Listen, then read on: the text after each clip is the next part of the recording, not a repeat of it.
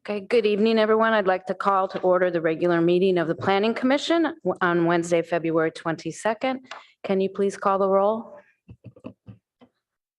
Chair Suma, Present? Vice Chair Chang, Here. Commissioner Heckman. Here. Commissioner Rectal, Here.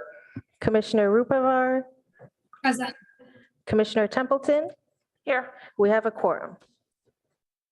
Thank you very much. And Ms. French, do you need to read the instructions? Yes. Okay. Pursuant to AB 361, this meeting will be held with the option to attend by teleconference or in person. Members of the public may provide live public comment by submitting a speaker card prior to the start of public comment on that item. Speakers may address items that are not on the agenda during the oral communications portion of the meeting. Spoken comments via computer or smartphone will be accepted through the Zoom app. To address the commission, go to zoom.us/join. Meeting ID is 916-4155-9499. When you wish to speak, click on raise hand. To offer comments using a regular phone, call 1-669-900-6833 and enter meeting ID 916-4155-9499. When you wish to speak on an agenda item, hit *9 on your phone so we know that you wish to speak. Thank you for that. And now we'll go to public comment, and that's for any members of the public that would like to comment on items that are not on our agenda. Do we have any speakers? No, we have no public comment. No speakers? Okay, then we'll move on to agenda changes, additions and deletions. No changes for this evening. Okay, then I guess we will go to the city official reports. Good evening, Amy French, Chief Planning Official. Looking forward to the next meeting, talking about that just so we can talk about our schedules. We do have a couple of items for the meeting of the 8th for the Planning and Transportation Commission, but I am looking at potentially taking a break for spring break on the 29th of March, and our item seem to be on the 8th and the April 12th. So if it's not a bother for anyone on this commission to take a break, that's something we're looking at now. If there are items that come up, I can have a substitute liaison for that meeting.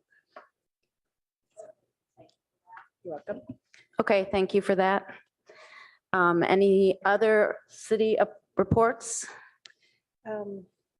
I will check into, I was going to look and see who the rep is for, I think we didn't have any council items that needed representation from the Planning and Transportation Commission in February, but I will look ahead to March. I will look ahead to March and figure out if there might be some items that we would want to have representation and reach out to that rep from the Planning and Transportation Commission. And then Okay. I don't know, is Raphael in the audience? Okay. We don't have a rep from Office of Transportation for tonight. We do not have someone? Okay. All right, thank you for that. And we will move on to we don't have a study session, so we will move on to our first action item, which I am going to step out of the room for because I must recuse because I live within 500 feet of the applicant site. So I will be turning it over to Vice Chair, the meeting over to Vice Chair Chang, and I will leave. So thank you. Okay, great. So we'll start with the staff report then on this item. Thank you. Yes, this was a continuation from the previously advertised meeting, and to this date certain, I'll turn it over to Emily. Yes. Yeah, we need disclosures from right. the Okay. commissioners. We didn't do that last. Thank you for reminding me. So do any commissioners have disclosures regarding the item for 2147 Yale? And I can start by saying I did visit, I went to go look at the property in question from the sidewalk. Anybody else? Yeah. I did a drive-by, but I haven't talked to anyone else. And then Commissioner Heckman? Yeah, I had a brief conversation with the attorney for the applicant here, Mr. Hanna, whom I've known for years. My firm has worked with his firm on projects, and John and I actually were on the Crescent Park Neighborhood Association board together for many years. So we had a brief discussion really about the legal issues that are provided in their material and the points provided in the staff report. Okay. Is No there- disclosures for me. None for me. Thank you, everyone. Okay, so are there any concerns with any of those disclosures? No, okay. Then we'll start with the staff report. Thank you. Okay, thank you. My name is Emily Foley and I am the project planner. And this is the staff presentation for this item. If I can get it full screen, there we go. So the item before us this evening is an application for preliminary parcel map with exceptions at 2147 and 2149 Yale Street. The project request is a 2-lot subdivision of an existing 5,770 square foot parcel in the 2-family multifamily zoning district with neighborhood preservation overlay. This application requires an exception to allow lots smaller than the minimum size of 5,000 square feet, as well as lots shorter than the minimum depth of 100 square feet.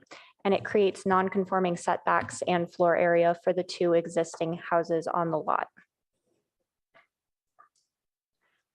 For background, this parcel is in the College Terrace neighborhood, and this is an image of the original tract map from 1891.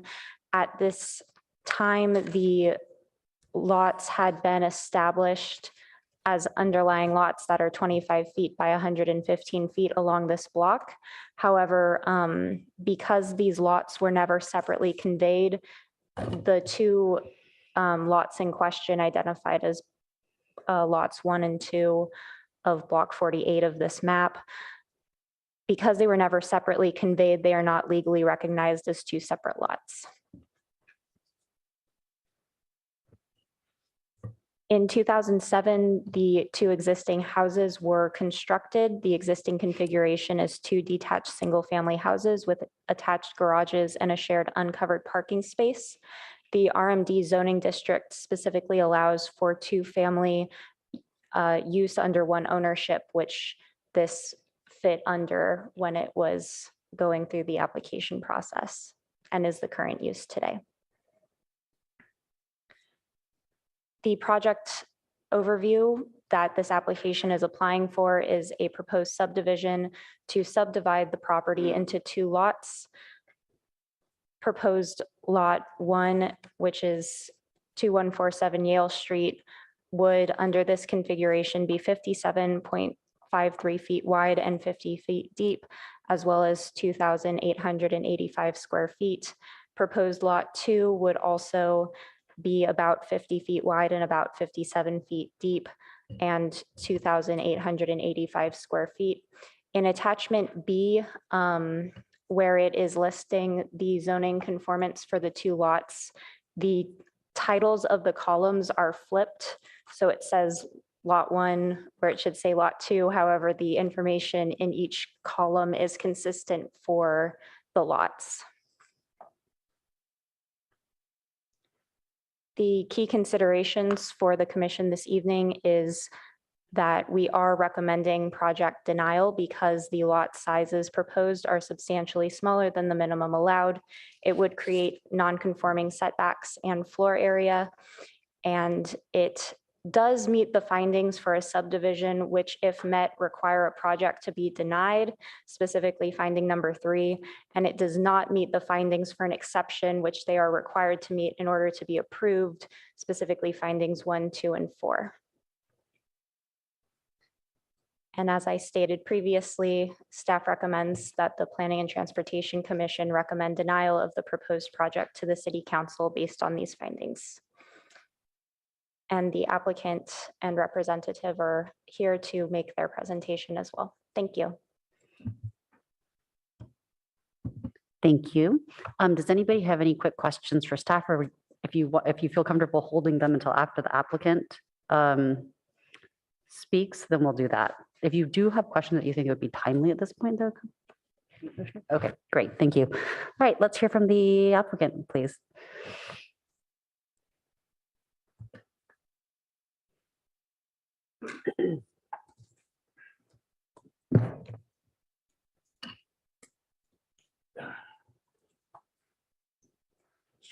Good evening, Madam Vice Chairman Chang and members of the commission. My name is John Hanna, the firm of Hanna and Van Atta.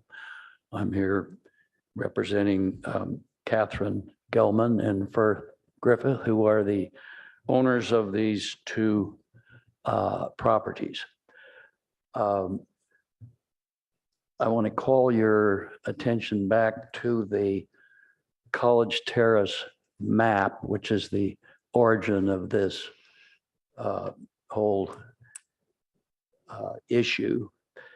You'll see on there where the two lots are shown in yellow. It's kind of hard to see, but those are the two lots that are on that map. We're on the map when it was recorded. There's never been anything else recorded. And their legal description remains today, parcels 1 and 2. The problem is that we have two owners now who hold title as tenants in common. They're two separate houses, two separate structures, separate garages, everything is separate, but they hold title as tenants in common. And why? Well, the owner of the property back in 2007 applied for and received approval to build a duplex. So what did he do? He didn't build a duplex. He built two separate homes. And in so doing, he ignored the existing recorded lot lines on the subdivision map. And instead of building the homes on the two lots with the dividing line between them, he built them with the boundary line between the lots running right through the middle of both houses. The duplex was allowed at that time because they'd changed the zoning from what was originally an R1 residential subdivision, and they put in the RM zone so they could increase density, allow opportunity for more housing and so forth. But essentially, College Terrace was developed originally and is largely remains today a single-family residential subdivision. Now, the staff has described this as a proposal to divide an existing lot into two lots.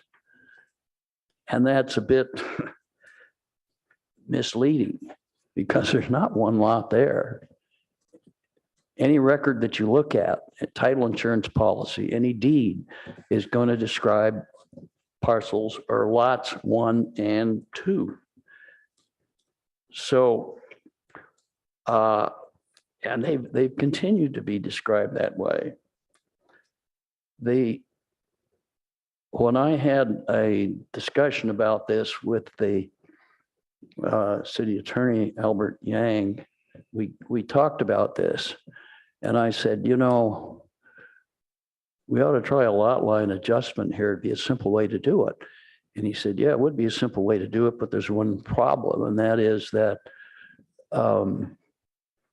your map was recorded so long ago that we can't recognize those lots as legal lots. Well, by allowing what happened to happen, I think you overlooked a very simple way of solving the problem that now exists.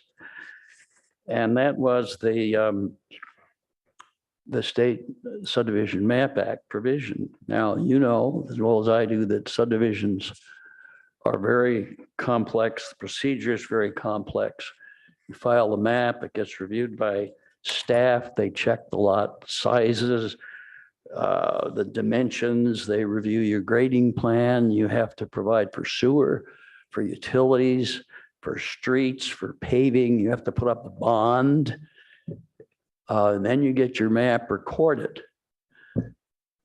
So it's quite an involved process. So the legislature said, well, there are certain cases where we ought to simplify that. So they adopted this Government Code Section 66412, which was intended to have a simple procedure. And they said that a lot line adjustment can be made between lots, provided you're starting with 4 or fewer lots of adjoining parcels, and you don't end up with any more lots than you had to begin with. And if that's the case, it says then the local agency shall limit its review and approval to determination of whether or not the parcels resulting from the lot line adjustment will conform to the general plan and applicable special plans, zoning and building ordinances. And the advisory agency shall not impose any conditions or exactions except to conform to local general plan and so forth. So the law is fairly simple, it's fairly straightforward. Now, but what's wrong? Well, the city attorney will tell you that a California court some 22 years ago said that a lot described on a parcel map, which was recorded before the State Subdivision Map Act was recorded, would not be considered a legal lot for purposes of this section. Now, why did they say this? Well, you have to look at the case that they had before them. And here, this is like, sorry to get into the legal issues here, but we've got lawyers on the panel. They were looking at a map which was simply a grid system laid on 1,000 acres of open space. That was the map they were looking at. There was no subdivision, nothing was built. They're just looking at this recorded piece of paper. No dimensions, nothing for grading, nothing for sewers, nothing. And so they said, we can't allow a lot on that map to be considered under this lot line adjustment. So but rather than go into a lot of detail and say, well, here's what you would have to have in order to be considered a legal lot, they said, well, let's simplify this and we'll just say that if the lot was recorded on a map that was recorded after the Subdivision Map Act, then we'll say it's okay. Why? Because under the Subdivision Map Act, you have a myriad of all these procedural requirements that are all contained within the statute. So if you are going to record a map after the Subdivision Map Act, it has to have all these things in it that I've talked about here. So the city attorney will advise you that lots 1 and 2 can't be considered parcels because of this case.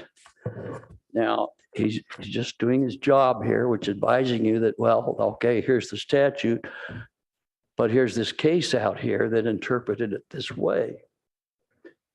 But I appeal to you to consider the differences. Courts interpret and apply statutes differently depending upon the circumstances of the case. We're told that you can't rely on the College Terrace map because it's so old. But we're not dealing with lots on a grid system on a paper map. These lots are there. The subdivision is there. The streets are in, they're public, the sewers are in, the utilities are in, and they've been there for 100 years. So to say, well, we can't rely on that map because of the date it was recorded, because of that case, doesn't make any sense. Because of the difference in circumstances. So I guess what I'm saying is that this is my opinion. If this same case, if this case were to come before any court today with these facts based on this Caldas Terrace map, there's any question in my mind how the court would rule. They would say, this is different. This is not a 1,000-acre map on open space where nothing has been done. This is different. There's a subdivision that's been here for 100 years, and you can rely on the fact that these, in fact, are lots which are described legally as lots 1 and 2. So, you know, the attorneys among you know that stare decisis is important and precedent should be followed. But you can look at almost any case, an important case, and find that it at some point has been distinguished because of different facts, and different ruling is made based on the same statute. So that's what we're dealing with here. Now, the staff has made some findings that the lots, the 2 lots that we propose are or would be consistent with the policies of the general plan. The site is compliant with the zoning. The design of the subdivision will not cause environmental damage or injure fish or wildlife or other habitats. It's not likely to cause serious public health problems. And there's no finding that it would conflict with public easements, or that it would violate the goals and policies and spirit of the law. Now, all of these findings are contained within the staff report. And the nonconformities which exist, they're already there. These are like, there are hundreds of other lots in Palo Alto that are grandfathered in as non-conforming lots. So all you would be doing here is taking 2 non-conforming lots that are grandfathered in and changing the boundary line between them to where it ought to be, where it should have been moved to when they agreed to build these 2 separate homes. So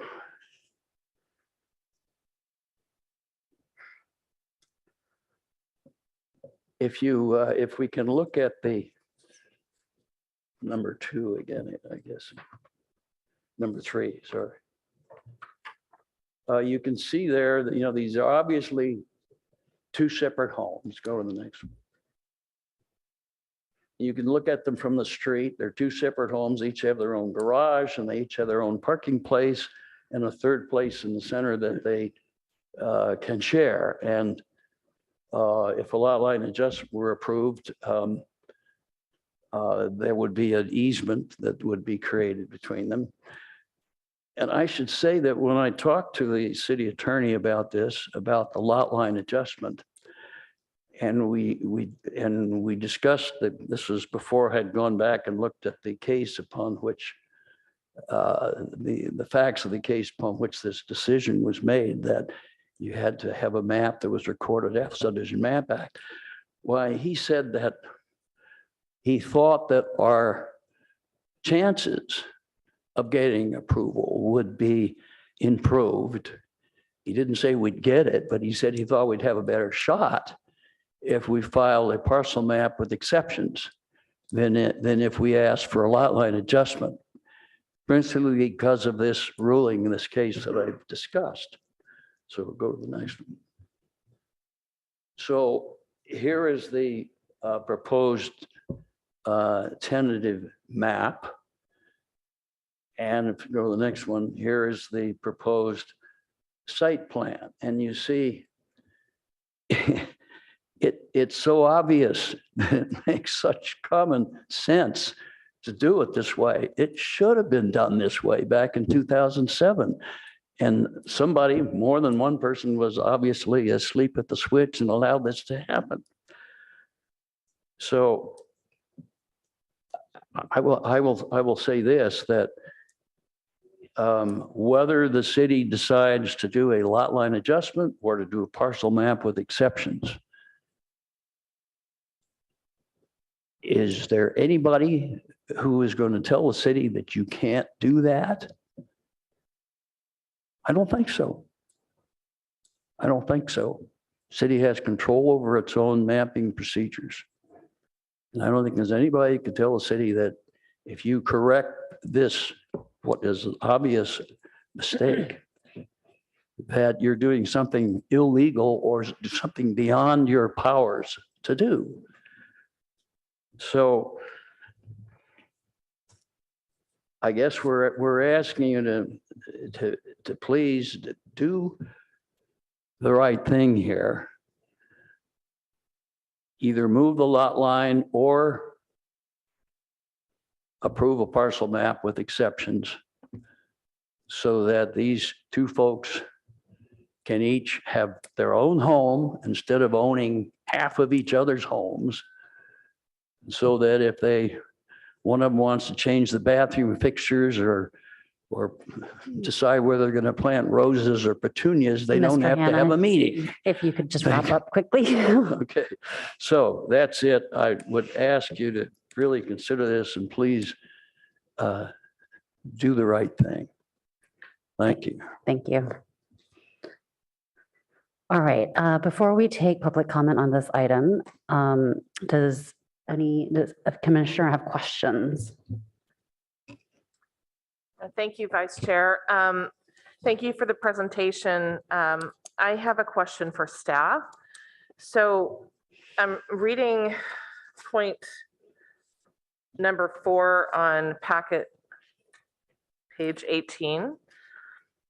Can you explain why approving the changes here would endanger Palo Alto's housing vision?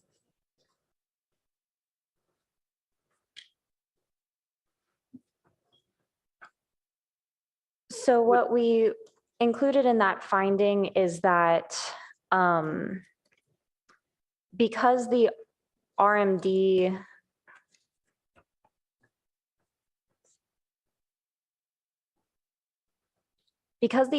zoning district specifically allows for the two-family use under one ownership, we were saying that if it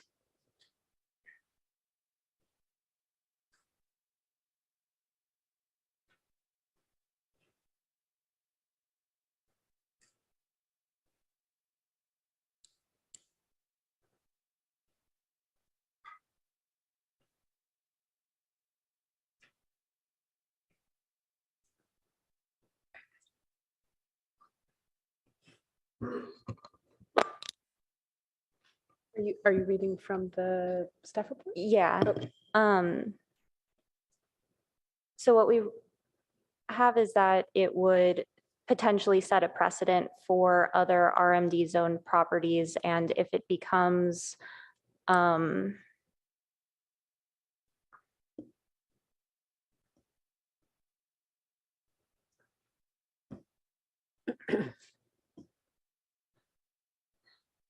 I think this was potentially in response to the applicant's letter that was implying that having the tenancy in common arrangement wasn't something that the city should support, whereas it isn't necessarily something that the city would be involved. I'm not sure if that's what it looks like to me. It looks like the four things, the findings that you had on your slide, the one that it doesn't meet. Is that right?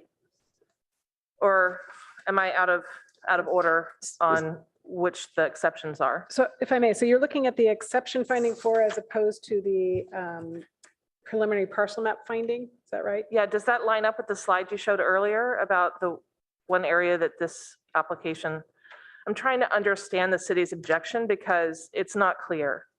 So it doesn't meet this finding because it creates a violation of the zoning code for required setbacks and floor area. So in this case, the setbacks are slightly smaller than what would otherwise be required. The floor area is slightly larger than what would otherwise be allowed. And But the property's already been use- built, correct? Yes, So this- okay. I guess I don't understand, all of those exceptions have already been granted. The property has been built. Because when the property is looked at as a whole, the numbers shift slightly, 50% of the property is slightly different than 50% of the individual. So I'm gonna try and do a demo here so I can try and understand it better. So Mhm. when my kids are in school, they have a piece of paper, they fold it this way, they call it hot dog. They fold it this way, they call it hamburger, right? It's still the same piece of paper. So we're talking about the same parcel or two parcels. And instead of folding it like this, we're gonna fold it like this. The structure's the same, they've already been built, already been approved. So what is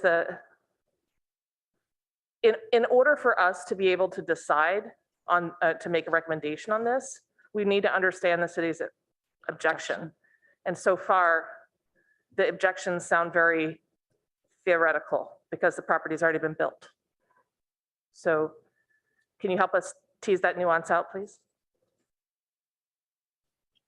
So although the project's already built, it was built to the specifications of looking at the property as one single lot. And when you do divide it into two, it changes specifically for the setbacks.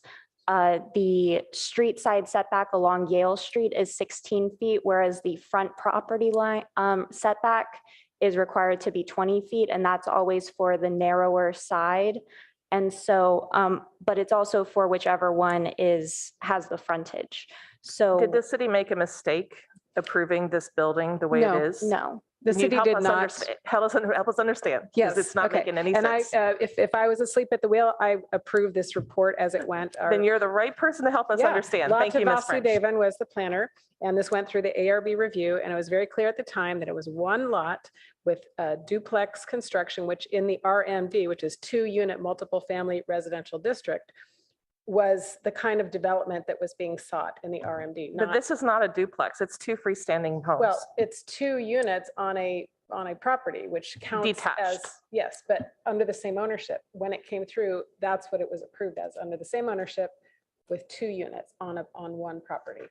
So that is considered 2 units on one property that follows the RMD district. So it was not approved in error.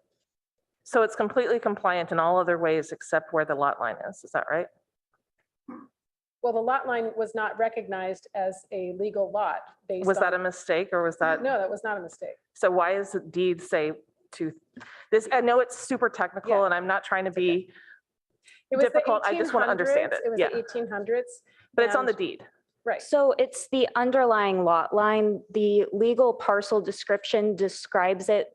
The description has to be based on something that can be referenced. And so what was referenced was the original map for College Terrace.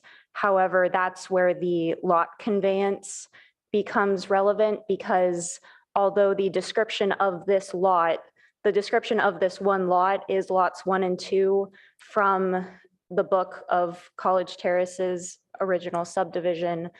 That is not, it's still one lot. But it was included in your presentation. So do we dispute that map or no? Does the city dispute that map or no? the original subdivision from the 1800s was presented in the slide for the understanding of the commission, that that's where things started back in the day before the Subdivision Map Act. Yes, that's, But you don't dispute those lines exist and are part of the description of the property? we have considered that one site for development under the RMD zoning district. Okay, So- thank you for answering my questions. Just for the applicant and the staff to know, I'll be taking the remainder of this meeting via Zoom. Thank you.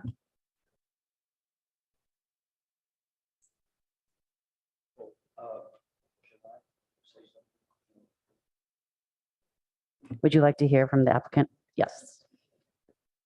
Please go ahead. The, we had the comment that the city has considered this to be one lot. Well, you can't create a lot just by saying, well, that's a lot. If there are two recorded lots on a map, you can't just say, well, as far as we're concerned, it's one lot. It doesn't work that way.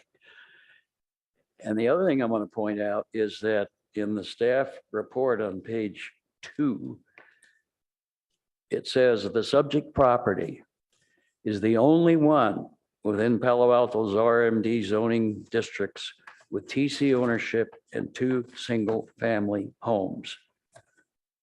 So it's not as if approving this is going to release some monster that's going to destroy the zoning or whatever. It's a one-shot deal, one of a kind. Something that Mr. Hannah, could you just limit your comments to answer Commissioner Templeton's question? All right, thank you. Thank you. Yes, can we hear from our city attorney? Good evening. My name is Tim Shimizu. I'm an assistant city attorney filling in for Mr. Yang. And just to clarify what's underlying the city's position that this is one lot, is that as Ms. Foley referenced, the recorded documents refer to, then do indeed refer to this as lot 1 and lot 2. And we can see that it does that because of the original College Terrace map, the historical one from the 1800s. It similarly identifies some akin to that, right? Those lines. And so over time, the problem with that is that the Supreme Court of California has recognized that simply the presence of those maps, even if they're recorded back in the 19th century, don't by themselves create legally recognized lots. They're literally just lines on a piece of paper until or unless the lots have been separately conveyed prior to the MAP Act or its predecessors. So if the applicant can show that at one time in history, lot 1 and 2 were conveyed separately, the city would have to recognize those as legally separate lots, notwithstanding any other requirement with the Subdivision Map Act. But as we've asked for that, we have not received that. And therefore, we are in this position where now we have to comply with the provisions of the Subdivision Map Act. And that's why we're in this position that the applicant has now submitted this application for that's before you. And just to be clear, the issue of doing a lot line adjustment is not before this body, is that right? And as the applicant referred to, that would be a separate framework. There is a framework for how that's get analyzed, but that is not something the city usually has the PTC do. That's a ministerial decision that usually is held at the public works staff level. Okay, so if I understand you correctly, Mr. Shimizu, you're saying that we should go through the process of looking at these findings and making the findings or not making the findings and proceeding accordingly. Yep. Yes. And okay. Thank you. Just a follow-up question. So is the lot developed with 2 single-family homes as described in the packet or as a duplex?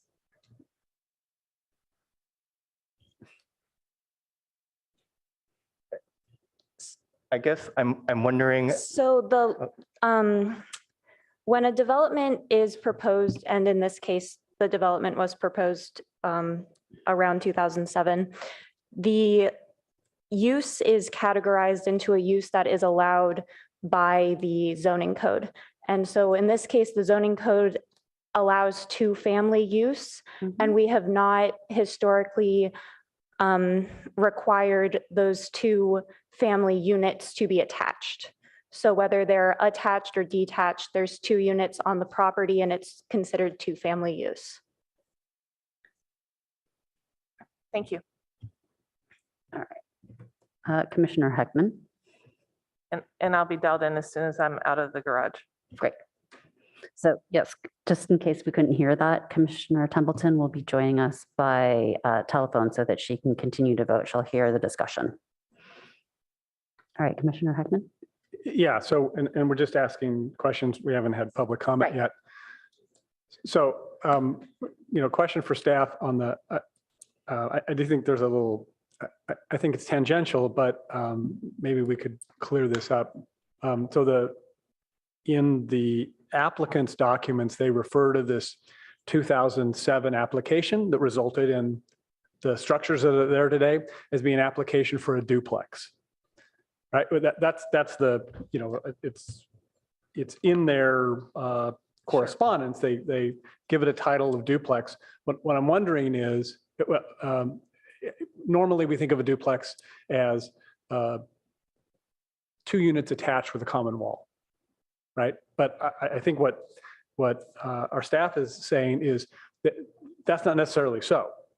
Or is that right? That you can have 2 units on one parcel that are considered a duplex. It's a two-family use, and the way it was described in the approval letter, which I'm looking at in front of me, is, the project site is 5,750 square feet in size, and it's for the construction of 2 multi-level dwelling units with basements. So, they're 2 separate dwelling units, Right. but they're two-family on one property. Okay, and I understand how the zoning works and how Yeah. this structure is consistent. I think what was confusing me and maybe other commissioners was, again, reading in that maybe the approval was for something that was labeled back in 2007 a duplex, and this doesn't look like a duplex. It looks like 2 separate units. But in fact, what was approved was 2 Yes. detached Yes. living units. Okay, so that was the only question I had. I'll have, comments once we close the public hearing. Commissioner Rectal. Yeah, I want to go back to the whole lot line issue. The lot line that we see there has no legal meaning in Palo Alto. When a parcel is made up of multiple lots, like they are quite a few lots and quite a few parcels in College Terrace are constructed with multiple lots. Do those historical lot lines have any legal significance in Palo Alto?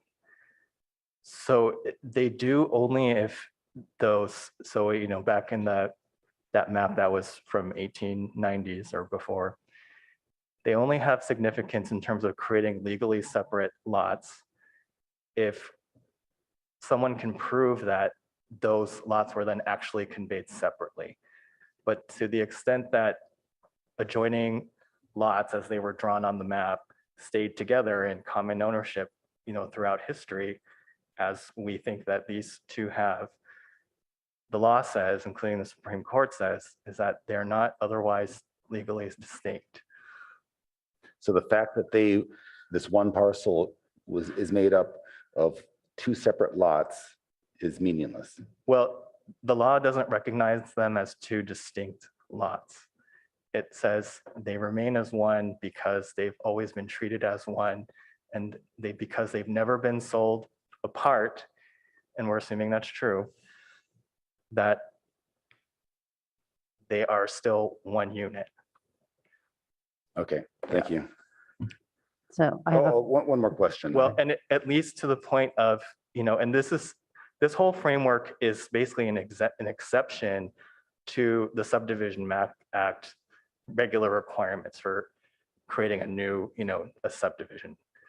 So it's not like these, people have no option, at this point.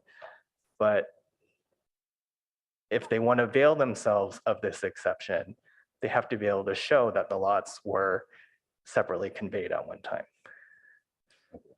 We quite often use the term lot and parcel interchangeable. Are they different legally? So in this sense, no, they're legally, they're, whether you call them a lot or a parcel, they're not distinct units. Okay, but so if I say lot, for example, the applicant quoted like 6612 Lot Line Adjustment Act, some legal, What page? this was in the verbal comments. Okay. So the lot, when we talk about lot line adjustments, what we're really saying is parcel line adjustments? The parcel is, my understanding is, parcel numbers are basically for tax purposes generated at the county. So when we talk about a parcel of land, I guess that's something that's equivalent to a lot.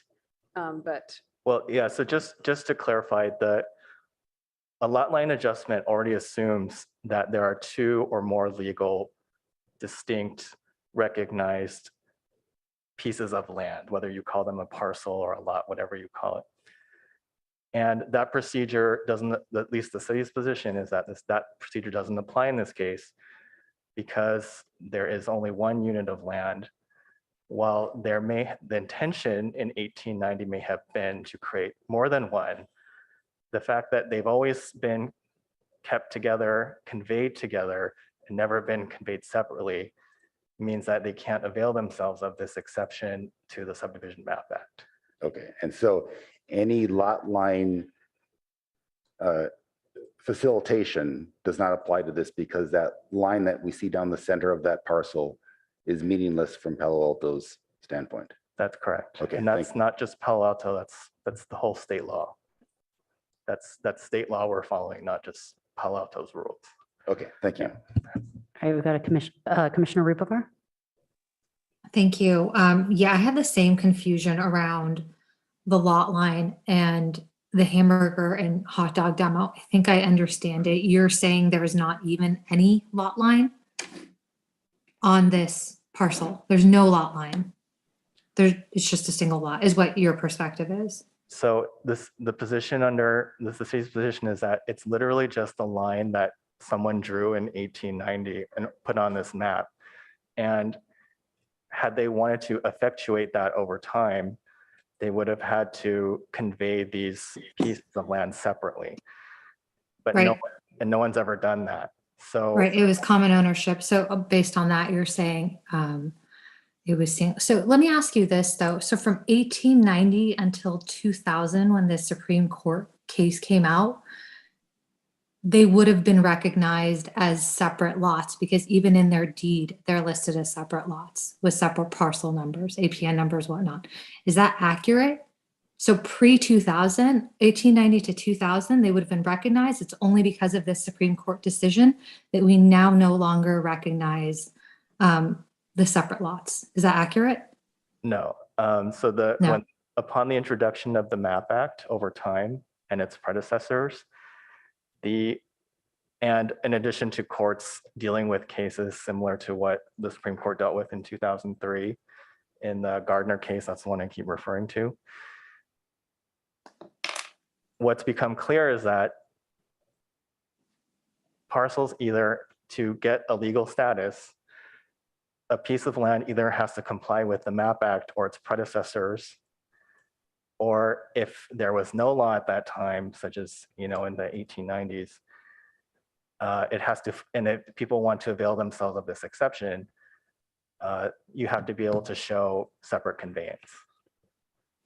So the 2003 case confirmed what the state of the law was. It didn't just wholesale change. It didn't create this rule out of nothing. So I guess what is confusing me is it feels like that there was, and tell me where I'm like misunderstanding, there was this lot per the 1890 map, they built, understood there to be 2 lots, et cetera. All of a sudden, like the homes were built, everything is gravy, and the law changes, and all of a sudden they lose their rights that they previously were relying on and expected. It just feels a little bit like, I don't want to say a taking, but like, what am I missing here? Is that what happened? Or no, this was like plain, nothing existed, and it's akin to the Supreme Court case where it was just empty lot of land, and then these laws are subsequently coming into play. So the lot has always been one lot in the sense that prior to when there were 2 houses here, there was a single family house that actually straddled the underlying lot line as well. And so at that time, like we have other rules that prevent having structures from crossing property lines. And so that was, it had already been being treated as one lot prior to the current development as well. And then the deed, when it references the property, it says lot 1 and lot 2. Like how does the actual deed read? Can you refresh my memory? Does that conform with this vision of lot line? Like the recordings and everything like that? So the legal description that was included in the title report, I'll need a second to pull that up. It was included on one of the packet pages. It's on old packet page 34. 24 or 34? 34 in the old packet, but in the new packet, it's Yeah, 24 packet also. page 32. Oh. And so this is the legal description of the property, which has APN 137-01-038, which identifies this property as lots 1 and 2 of the map of all of College Terrace that we've been referencing. Okay. Thank you. I don't have any other questions right now. Okay. I think if commissioners don't have other questions right now, we'll take public comment. Who are our public commenters? Ms. Dow? We have one in-person public speaker, Priya.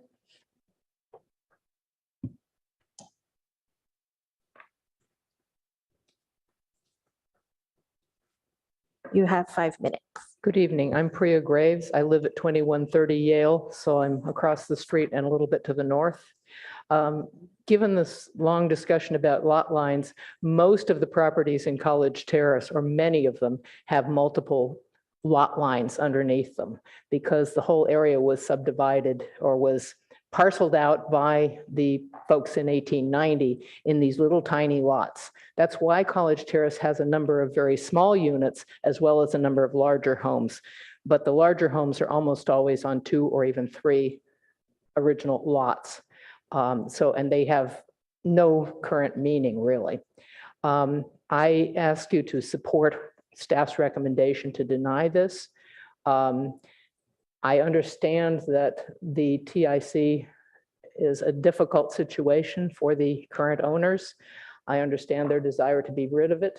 But as staff has pointed out, doing a subdivision would create a lot of exceptions and problems.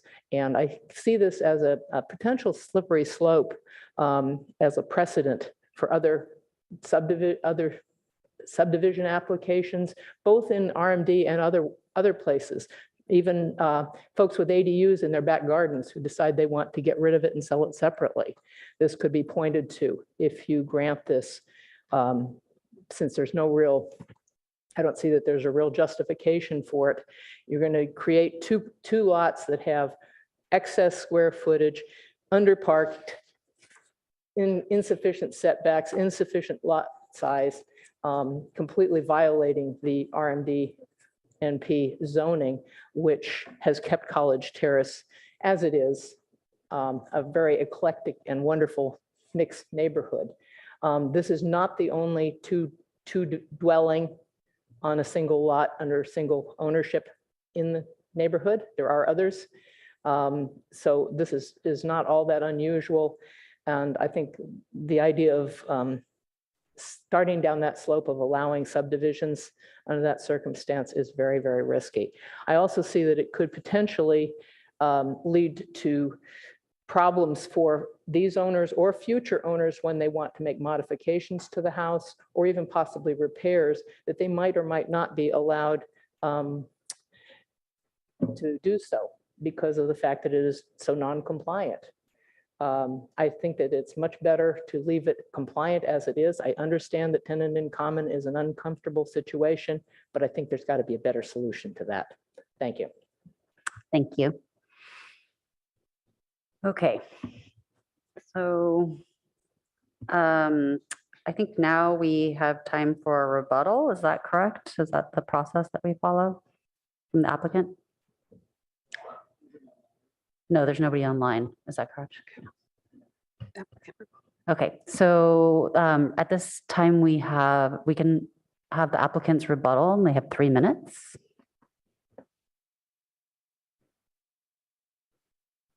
Well, I'd like to correct one thing that the last speaker said, and from the staff report, this is the only one. Staff says that in its report, and I quoted that to you earlier. There isn't any other situation like this. So it's not like we're going down some slippery slope. And to tell you the truth, I think that the legislature is probably going to recognize that they left the loophole with SB9 when they limited it to a R1. I expect that probably the next legislature, they'll broaden it and include RM. So it's not something we can control, but you can certainly write here what is a difficult situation that these folks did not create. And the folks that allowed this to happen perhaps thought they were playing by the book and doing the right thing. But when you look back on it, it was not a good decision. It's so obvious from the way this is built that it cries out to be two separate ownerships, not, so you don't have to have a family meeting anytime you want to do anything where you own half of someone else's house and they own half of yours. It's just an untenable situation. And it certainly has an economic effect on it. Ask an average home buyer who's going to buy into a tenancy in common as opposed to buying their own single family home where they don't have to sit down with their neighbor to discuss anytime they want to do anything. So it's something that I think the city has the authority to correct, to make right. And I think that despite these the Supreme Court decision that was referred to, I've told you what it was based upon and the considerations that it was based upon, which simply do not apply here and would not have applied had they been looking at a completed subdivision that has been there for 100 years. The decision would have been quite a bit different. Thank you. Thank you, Mr. Hanna. All right, so the hearing's now closed for comments from the applicant and from the public unless we ask them questions. All right, commissioners, does anybody have any comments right now? Commissioner Heckman. Thank you. And Vice Chair, I've got a lot of comments, so you can cut me off in 5 minutes and I'll save more for later if I don't Sounds do it good. myself. So I have seen this situation many times in my work, and with these underlying lots, and it's in some ways counterintuitive, and it's difficult to grasp unless until you've been trained on it. And here I think it's in a sense distracting us, because what's in front of us is a parcel map proposal. And the base question is we've got this land, it's got a couple structures on it. Do we want to draw a line between it? And to do that, we need to deal with the exceptions that are being requested, which are, pretty well laid out in the attachment B zoning comparison table, at least a number of them that shows you where it's non-conforming. But I do want to, and maybe I'll just, in this first group of comments, just kind of talk about this confusion and one lot or two lots. And the reason it's confusing for people that don't have the training is, we've seen a map that was approved by the government back in 1891, and it shows all of these little lines getting carved up. If we look at today's assessor's parcel map, and I don't know if you have, I don't know if that's part of your deck that you can pull up to the APN map. If you don't have it, that's fine. But Yeah, I mean, the reason why we do not is because the APNs from the county have typically not been used to define legal lots since they're only used for tax purposes. I agree. But sometimes even those maps will show, so this parcel only has one parcel number, right? But sometimes those maps actually even show the underlying lot. Even though there's only one APN, it'll show that phantom line from the 1891 map. So we have these government maps, government approved maps that look like there are two lots. And then we have this legal description in the deed that says lot 1 and lot 2. How can that not be two pieces of land? But the answer is, as our assistant city attorney has responded, it's not two because our state Supreme Court said so. And what they said is that maps recorded prior to 1893, and this is one of the cases, says if it's a map recorded before 1893, unless sometime after 1893, the pieces that you have were broken up and then put back together, broken up meaning owned by different people and then put back together. If they always stay together, then they're together today. And notwithstanding that it's lot 1 and lot 2, it's just one lot. It's one parcel. And I was trying to think of an analogy that would be to get us away from the lot 1, lot 2. And here's the best thing I could think of. This is the agenda. This is today's agenda, right? It's one agenda. Now it's true there's a left half and a right half, but it's just one agenda. And it stays one agenda unless I tear it in half and hand vice chair. Right now I have separated these parts, right? Now I can take it back and tape it and it's gonna be one agenda again. Well, so that didn't happen with these lots as far as we know, right? Apparently, staff asked for that information. It always traveled together as one chunk of land, 50 feet wide by 115 feet long. That was true back in 1891. It was true whenever it got broken off from what was next to it. A lot, and it looks like 580 College Avenue is probably comprised of lots 3 and 4, I would think, without looking, right? And so that's how that got broken off. And so now it's moved forward, treated as this one chunk of land. It had a house on it that sat on top of the lot line. Then when that got torn down, it sat on top of, I'm going to call it the ghost line from 1891. When that got torn down and these two detached duplex got built, those were built right on top of that ghost line. And so it's always acted that way. So again, it doesn't mean we can't approve this parcel map that's been presented to us. We just have to study the ramifications of doing that. But what it does mean is that, and it's not on our agenda, so we couldn't consider it anyway, but you can only use a lot line adjustment, as our assistant city attorney said, when you start with two legal parcels. When you have two legal recognized parcels, so in this situation, if 1 and 2 had ever been separately conveyed, put back together, now you could do a lot line adjustment. But because they weren't, you don't have the fundamental premise to do a lot line adjustment. And so that's why I think that our assistant city attorney Yang really gave the correct advice. We can't approve a lot line adjustment because you don't have two lots. you got some chance of an approval if you try a parcel map. And so, that's where we are. So when, I'm going to yield the floor now and I'll come back and talk about what I think about the parcel map. Okay, thanks, Commissioner Heckman. So I wanted to jump in right now and suggest that we do look at those findings that we need to make or not make. And so as I look at the preliminary parcel map findings, and I'm still using the old packet from last week because that's what I have tabbed, but it's attachment C. Old packet page 26 and new packet page 16.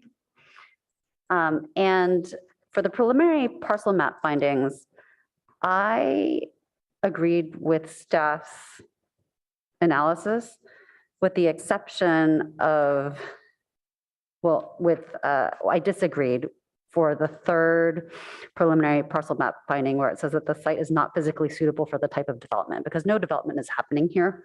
The development's already happened. And so I don't think that there is no development. So I have no problem actually with any of the preliminary parcel. I don't have any problem with any of the findings, 1 through 7. So then for me, I move on to the exception findings, and that's where I start. I'd like some more information. So regarding the first finding, and for these exception findings, we have to make all 4 findings in order to be able to execute on the subdivision. So the first finding on packet page 17, it says that there are special circumstances or conditions affecting the property. And this is where it does sound like, to me at least, that the TIC is it's a special circumstance. When staff said that it was the only TIC in RMD, how do we know that?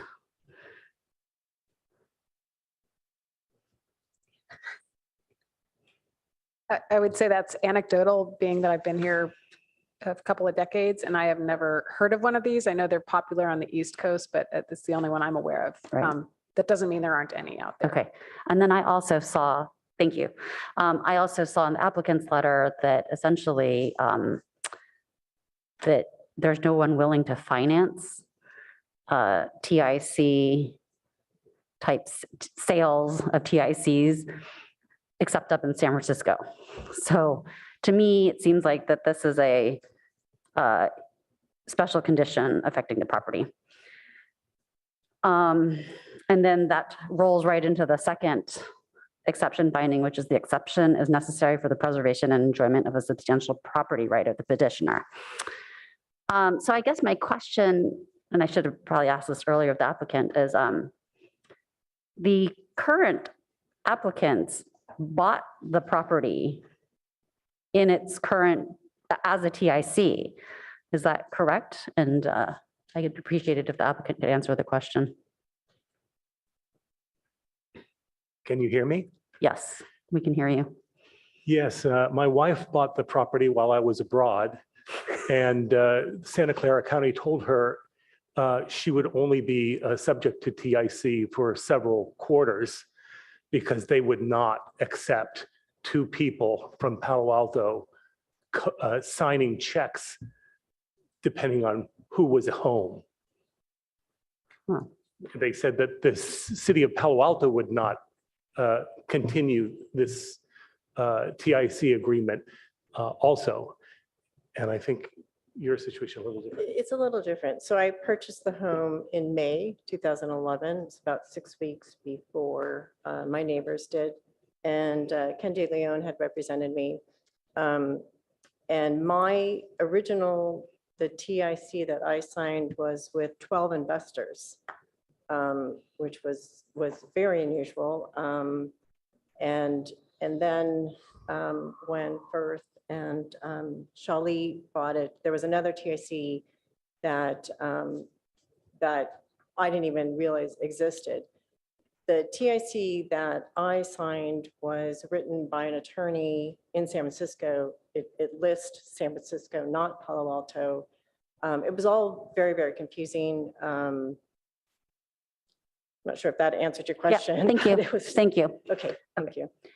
So it sounds like this is, I mean, to me at least, it sounds like it's a unique situation. I guess for my question to staff is, if we were to say, oh, the TIC is an unusual situation, is there anything to prevent every single homeowner or every single property owner in RMD and College Terrace to then create TICs and then say, oh, now I have a unique situation?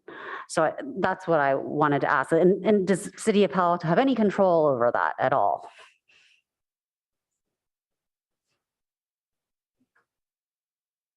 I mean, this could be citywide, single family homes as well. I don't know.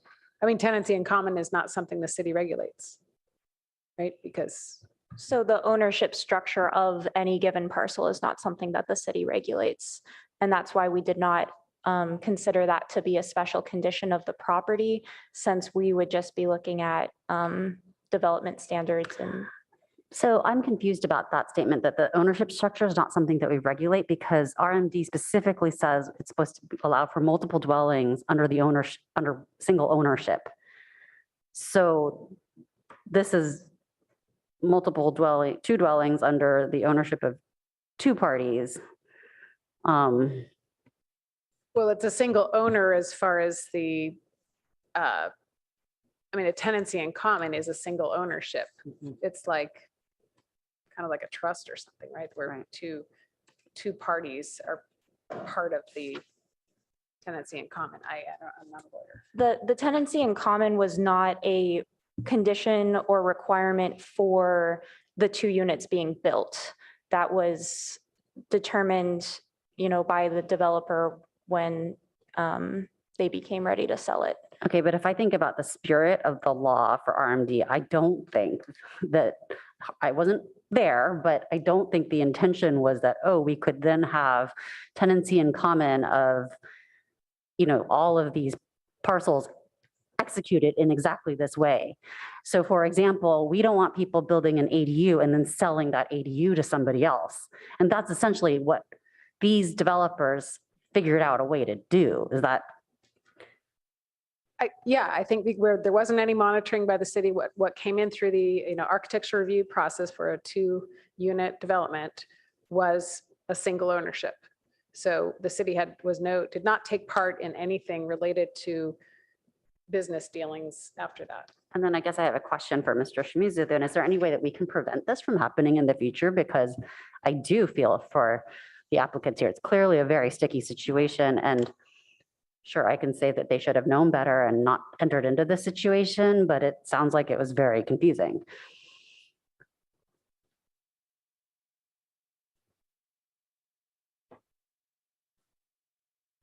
So, what the city can do to better educate homeowners or home buyers or home renters about the nature of the arrangement. Their, private business transaction is a little bit beyond perhaps what the city thinks its job is, but, certainly the city could always consider at a policy level, efforts to wade into that. I mean, but again, in general, though, that's a policy question about how far the city would like to use its resources to, educate people about that. Okay, thanks. I mean, I just see that this type of problem is going to continue on and only become more common, especially with the construction of many ADUs. Commissioner Frechtel has a. Yeah, I don't consider the TIC to be a special circumstance. I think the staff report's correct. It's a private matter. And it's a private matter of their own doing. They created it on their own. They wouldn't have had to buy the property. And to think, I mean, the staff says that, in the staff report, it says that this private arrangement shouldn't affect zoning. Zoning should be independent of what the funding is. And I agree with that. I don't see any reason. I mean, I had friends two bachelors bought a house together under TIC. And then eventually one of them got married and bought out the other half. So for them, it was a wonderful situation. But the fact that they went into that situation doesn't mean that they should get some zoning impact. They were a single owner. bind together just like any other single owner. So I don't consider that a special circumstance. Thanks, Commissioner Rexall, and Commissioner Templeton has rejoined us and she has a question. Hi, thank you. Yes, I've been listening in to the discussion. Appreciate the accommodation. Just thinking about the ADU point that you brought up, Vice Chair, I was wondering if staff can tell us if ADU is zoned in the same way as this particular parcel, and that if we think that somehow making an accommodation or exception for this parcel would affect in any way how ADUs could or could not be split up in the future. So it is my understanding that the ADU state law does state that ADUs cannot be separately conveyed from the main house. But I. Thank you. Oh, okay. Yeah, that's sufficient. I just want to make sure because we do a lot of, as we process these discussions and look for edge cases and consequences, we do a lot of speculation. And I just want to make sure that we're all on the same page, because that was my understanding as well, that ADUs would be treated very differently than this particular zoning situation. So I don't think we're in danger of setting a precedent for ADUs with however we treat this situation. Thank you. I'm just going to follow up on what Commissioner Templeton was asking and wanted to make sure she was back before I followed up on one of her earlier questions.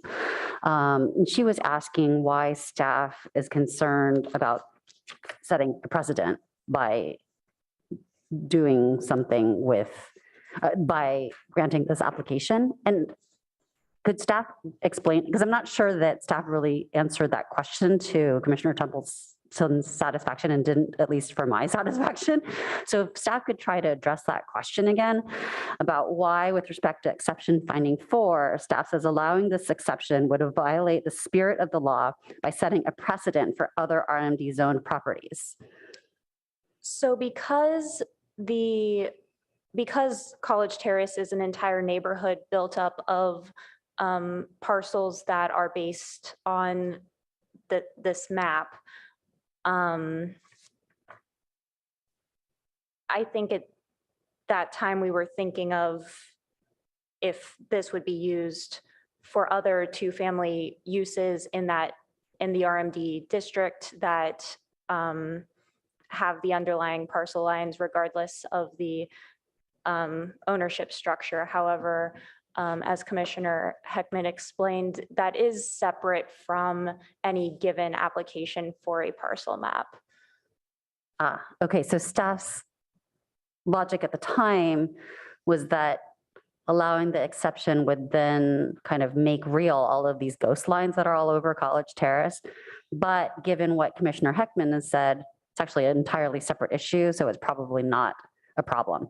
So then I think the only issue where I would see a slippery slope problem is that other tenancy in common applicants could come to us and say, well, I have a tenancy in common with my other RMD, another lot in RMD. Can you please draw a line between, is that the slippery slope then that you're now concerned about? I mean, I wouldn't limit it just to College Terrace and RMD. There could be, there's an RMD close to here and maybe even beyond RMD. Other zones where you're. Right, so it could be, couldn't you then take an ADU, like a house with an ADU and have a tenancy in common agreement with that? Is that not allowed? I think the house could be a tenancy in common, But not the ADU? but not the ADU. Okay, but then for any other parcel in Palo Alto that has multiple residents, any other duplex, any other triplex could come and say, well, or say the cottage clusters, for example, where there's 4 pieces, could say, well, divide this into 4 then. It is somewhat uniquely for the 2-family uses, because when you have 3 or more units, we have existing limitations on condo conversions. So that should be taken into consideration. Okay, that's helpful. Other commissioners have questions? Commissioner Templeton. Thank you. And thank you for that additional discussion. I think that was really helpful. I guess when we read the packet and we read about the city's concern, about staff's concerns here, it's hard for us to scope it. And that's what we're really trying to do with this exercise of talking about the different kinds of cases is, it's written very large and alarming, like this could have devastating consequences to our whole housing vision plan. And we don't really know what that means. How many, like, you said you're concerned about setting a precedent. Well, it doesn't happen to ADUs. It doesn't happen to cottage clusters. It doesn't happen to, we've eliminated a lot of it. What's the scope of this concern? Can you clarify that, please? Thank you. I actually don't necessarily have a concern about setting a precedent. I'm trying to understand what staff. Oh, I'm sorry, Vice Chair. I was not referring to you. I was referring to the packet. Sorry. Yeah, I was trying to understand. Sorry about that. So I was trying to scope, what is the scope of this? Yeah, I think we're kind of circling Yeah, the we're same circling the question. same. Great. So now that we're clear on that question, please answer Commissioner Templeton's question. I don't specifically have a count of how many two-family use parcels we have in the city. No, I mean, that's information that could be obtained. A memory of 20 years ago is coming up for me, and I don't know, there was a time where we passed an ordinance that was very clear that you could not subdivide these. I think it was R2 and RMD. I mean, that was way before SB 9. So, the landscape has changed, but the city was pretty strong in not allowing lot splits where you're supposed to have two under the same ownership. And I remember an uncodified ordinance from way back on that. I can't remember where that is in the code, but it could be the subject. Can you online hear Ms. French? Barely. Could you speak closer to the microphone? Sorry. Thank you.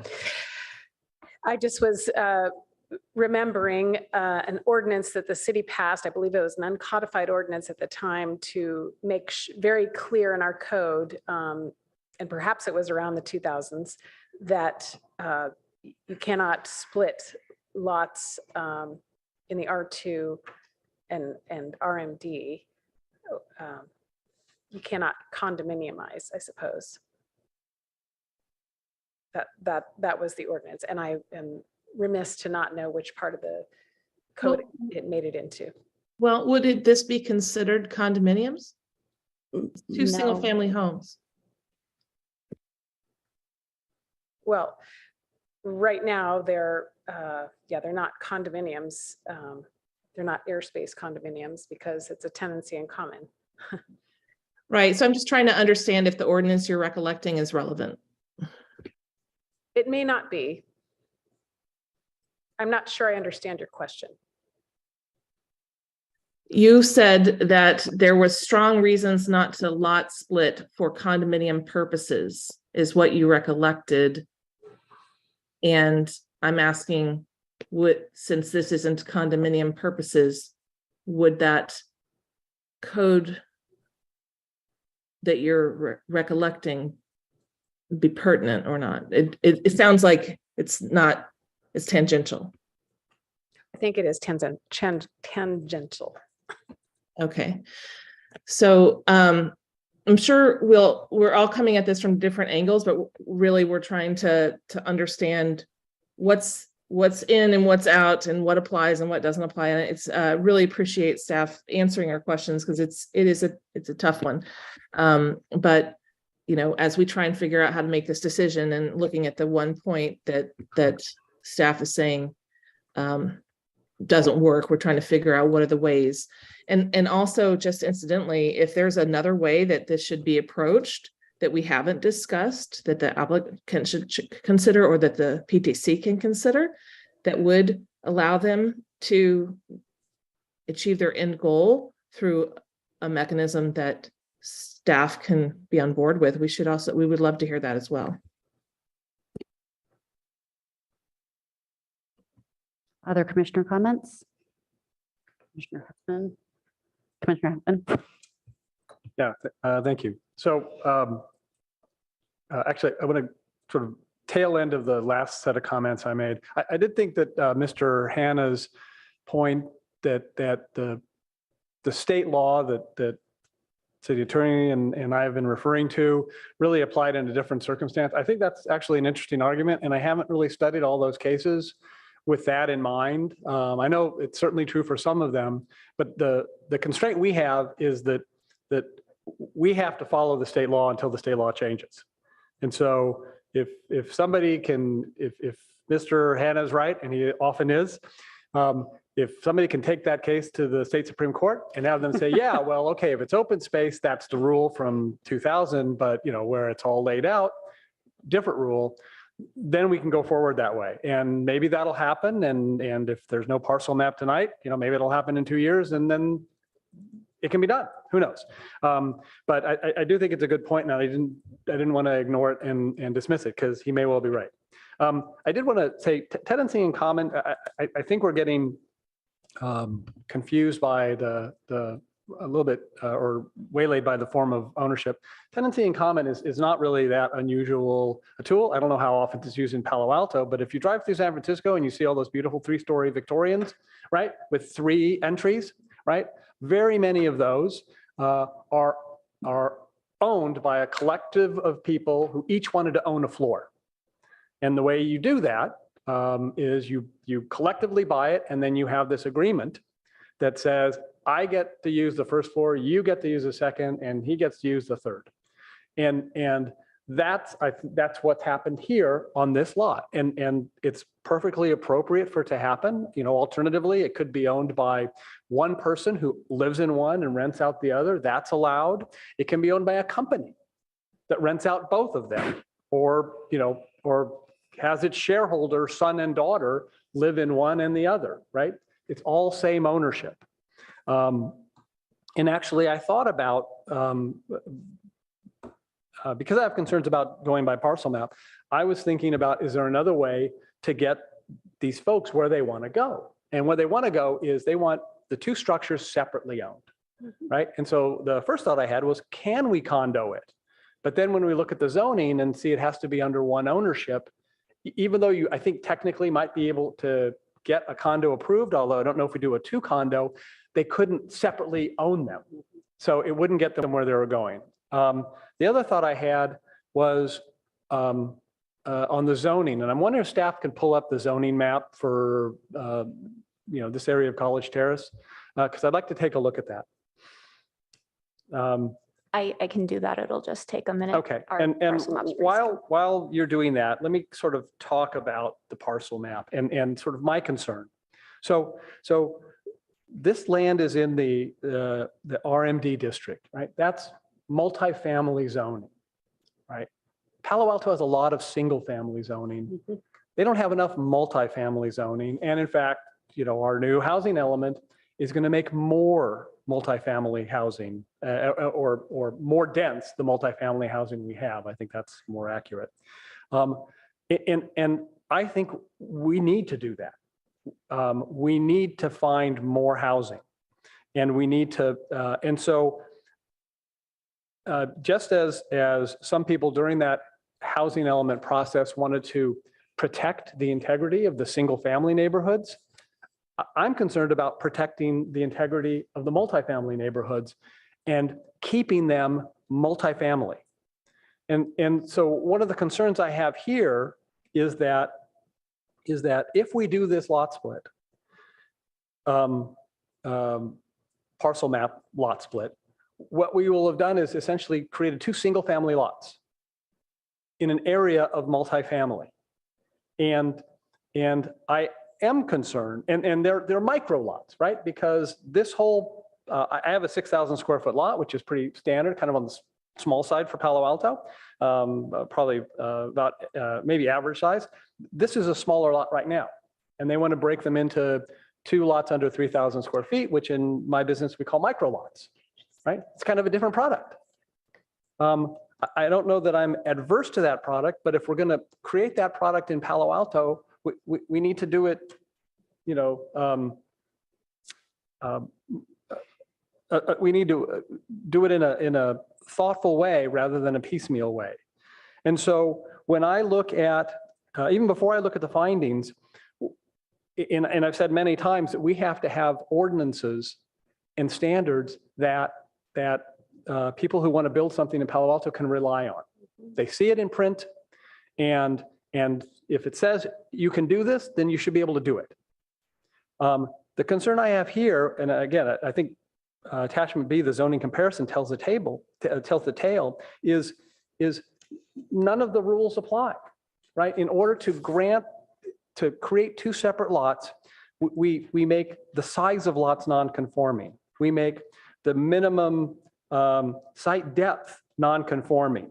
The front setback, which is supposed to be 20 feet, is 16. The interior, which is supposed to be 6 feet, is 3.6. The rear, which is supposed to be 20 feet, is 6 or 3.2. And it's slightly more than the amount in floor area. The exceptions kind of swallow the rule here, and that's really the concern I have. Is that I don't want to erode the multifamily district. I don't want it chopped up into little single family homes and people, manipulating or working through the laws to do that. The reason I've asked for the zoning map to be pulled up, and can you help me out? Yeah, so if you can see my cursor, this parcel is the subject property. It is the one that is directly to the border of the CN zoning district at the intersection of Yale Street and College Avenue. Okay, thank you. So the thought I had, and the reason I wanted this map up is, one thought I had is, what if we rezone the property to R1? Because then they can do an SB9 lot split. But to rezone the property, which is not the application before us tonight, but to do that, you pretty much have to be bordering what you want to rezone to on at least one side, preferably at least two, or else you get into this spot zoning concept. And what I'm seeing, I'm not seeing any R1 in the vicinity of this. So again, my goal here is to try to think of a way to help these folks get where they're going. But I don't even think that idea would work because it would be a spot zone. And so I'm not suggesting it, but I just hadn't seen the zoning map to see if it might work. So based on all that, I feel for these property owners, but on the other hand, I feel like they got exactly what they bought. And so they haven't lost any value. I appreciate that they could enhance their value if they could accomplish this lot split, but I don't think our rules allow it. And so, the value of the parcel is this one parcel with two lovely homes on it. And so I think I am not necessarily wedded to every word in the draft findings, but generally I support them.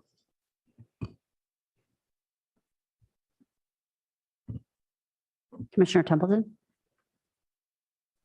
Thank you. This is a question for staff. Is if this application was to put the lot line where it is on the 1800s map, would you still oppose it? We would not be able to consider reestablishing the underlying lot because it would cut through the existing buildings.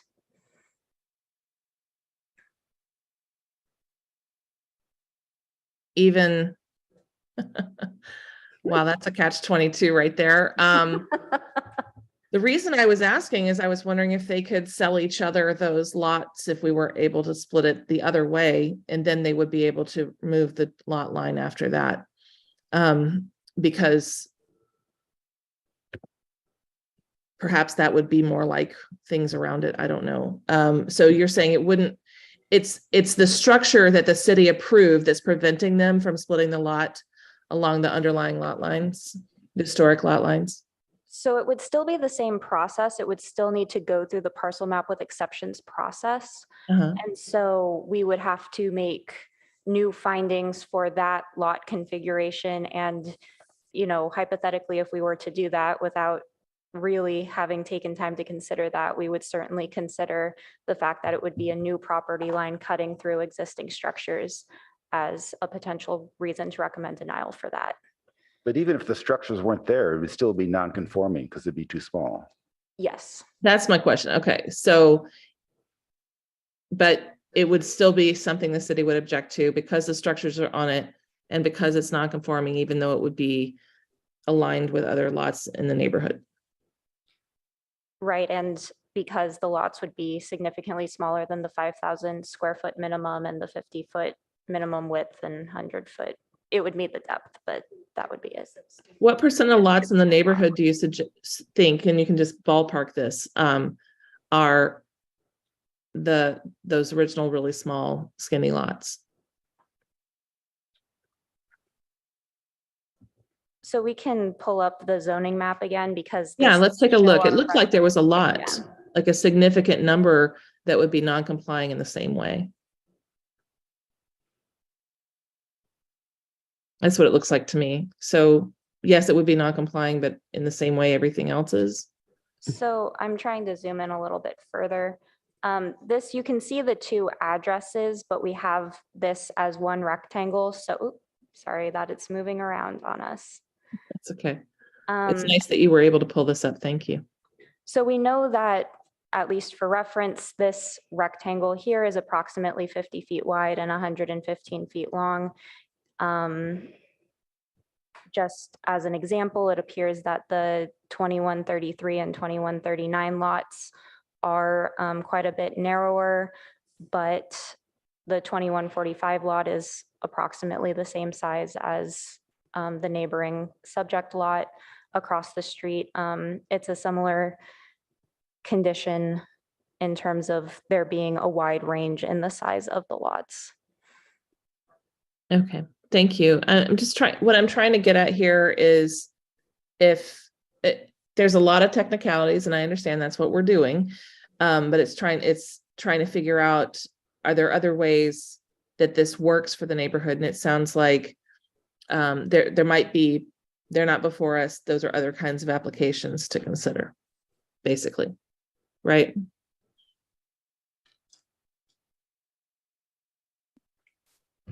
Yes, other kinds of applications, such as Commissioner Heckman noted, rezoning to, let's say, CN, which is next door. That would involve as well a comprehensive plan change if the underlying is residential.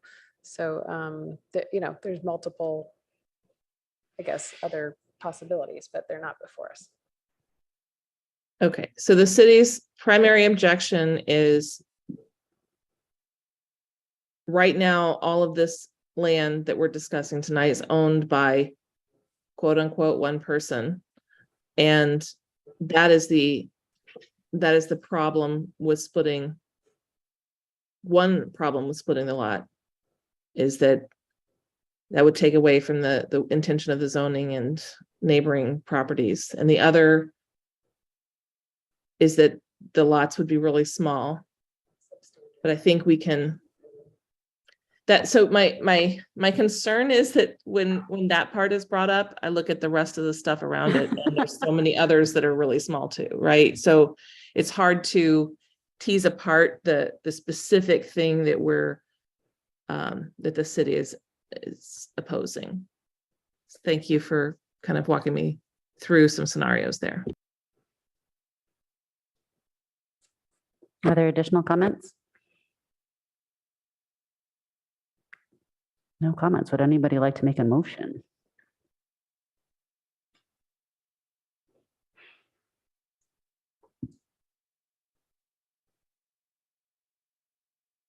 Go ahead. All right, well, I will hazard a motion. I move that the PTC recommend to the city council the staff recommendation. Second, is there a second? Second.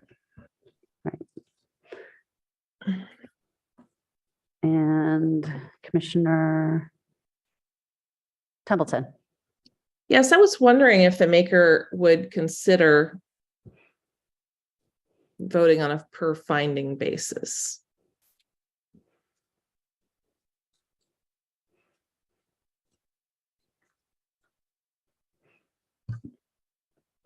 Let me just ask Commissioner Templeton for a clarification. You mean 7 votes for attachment C, and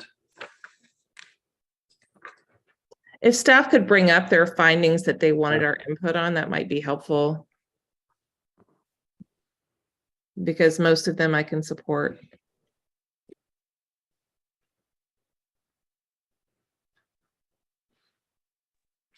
But that's just an option of how to phrase it. I was just throwing that out there. Commissioner Templeton, is it because you want to offer city council a little bit more granularity in our thinking? Yes, I want to show where we're all really aligned and where we might have differences, so that would save them time potentially.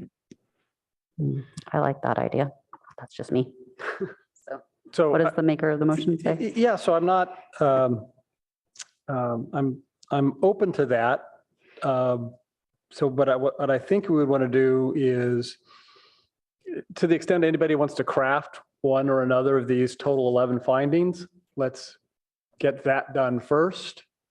And then as to the rest of them that nobody seems to want to touch, we can adopt those as a group or vote on those as a bunch. Can you restate what you just said? I'm not sure I understood. Yeah, so there are a total of 11 findings here that need to be made. 7 in the positive or negatives, 7 for the preliminary parcel map findings, that's attachment, that's all attachment C. And then 4 for the exception findings. So it's a total of 11 findings. So are you suggesting that if anybody has a disagreement with what's written in the staff report, we should highlight that? Yeah, right. We should Split start those out with those. individually, and then we don't need to vote on all 11. Yeah, I by wanted to one. avoid 11 votes. Yes. I wanted to vote on anything that any commissioner wants to modify, and then we'll vote on whatever's left. Okay. So- So you'd have to so- take your motion off the table. Yeah, so I would withdraw my motion. All right, Commissioner Templeton, then is there a particular finding that you would like to pull out? Yeah, I wanted to bring up the slide because it seemed like in the slide version of this that was shown earlier, it was boiled down to a smaller set of things. So I was wondering if you could bring up that slide deck that you were showing when you first presented. In the staff presentation, please. Thank you. And at the end, There we go. right. So why is this 1, 2, 3, and 4? That's for the exceptions, right? Correct. Okay. So that's, I think, where my concerns mostly lie. Do you also have a concern with finding number 3 for the findings for a subdivision? Because in either case, that would cause the subdivision to fail. So I actually do not agree with staff's finding for a subdivision in finding number 3. Well, but when you do a subdivision, it has to meet code. No, but the finding is that the site is not physically suitable for the type of development, and there is no development occurring on this. So that's why I do disagree with staff's. I think it is suitable for the type of development. There's nothing wrong with it. But you have to treat the subdivision as if those structures were being constructed today. And so from that aspect, they don't meet the FAR, they don't meet the lot coverage. Okay. The fact that they're already built is irrelevant. This is what I was trying to ask staff about at the very beginning, because this objection doesn't make any sense. So if staff could clarify why it needs to be treated as new development rather than like it's semantic. It doesn't, I think we need a little bit more explanation on that from staff about why they're objecting to building a building that's already been built. It's because of the way that it changes the setbacks. So let me switch the screen. Okay, because they're changing the front. What's the front and what's the side? They're changing what's the front and what's the side. That also in turn changes what's the rear and and creates a new interior lot line between the two houses as well. But it doesn't actually change anything because the structures are already built that way and it's been fine. And in fact, I just wanted to add to what Commissioner Templeton was saying. There was a similar subdivision map change that came before the PTC. It was on Channing, in which it was a subdivision map act where the buildings were not going to change at all. And it was a very, like, somewhat similar to this, and there are some non-conformance. And staff recommended that one. It took a conforming lot and made one that was non-conforming and one that was conforming. And so I guess I would propose a motion to vote on preliminary parcel map finding 3, that the site is not physically suitable for the type of development. And I would say that I cannot make that finding. I'll second that. Okay. Any additional comments? You may want to clarify when you say you cannot make the finding. Yeah, so it's double negative. I know, because we have to do a. Yeah. So it says, if we make any of the following findings, then we need to deny the parcel map. So I cannot make the finding that the site is not physically suitable for the type of development. Therefore, I cannot deny the parcel map on the basis of item of number 3. Seconded. Okay. And if there's no other comments, then I think we can take, Yeah, Commissioner. I just want to Yes. discuss it. You're creating 2 substandard lots. They do not meet the zoning requirements for that's not- minimum lot size. You're right. I hear what you're saying there, but that's not what's, so there's the design, there's finding number 2, there's different findings. And this is not that it's not physically suitable for the type of development. That's not talking about the, if it were in a bog, then it would be not physically suitable for the type of development. Or in a marsh, but that's not the case. I guess this would be a question for the attorney. What does the term physically suitable mean? Does that include things like setbacks and minimum lot size, or is it just you could construct it there, or is it can you construct it there consistent with zoning? Those are 2 different questions. I'd like to jump in as well on the fact of substandard lot, which is a definition of a substandard lot versus less than standard. And I'm thinking back, and it's not on the agenda, but the other parcel map we talked about with exceptions, they needed exceptions not because they were creating a by definition substandard lot, but less than standard size. Yes. less So than there's a standard. difference in our zoning code as to substandard versus less than standard.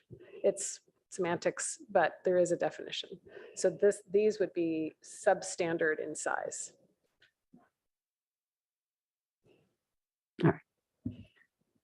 If there's no other comments, then let's take, Commissioner Heckman, sorry about that. So I do think sometimes these state law language is difficult to wrap your arms around, but as it's used in the MAP Act, physically suitable doesn't mean the thing won't fit. I mean, my 6,000 square foot lot could physically accommodate 10 600 square foot micro homes. It could fit those, right? And so that doesn't mean I can come and apply for a 10 lot subdivision of my 6,000 square foot lot. And so physically suitable is, as Commissioner Reckdahl was suggesting, it's really in the context of the requirements. And so here the problem is there's not enough room. Well, the first problem is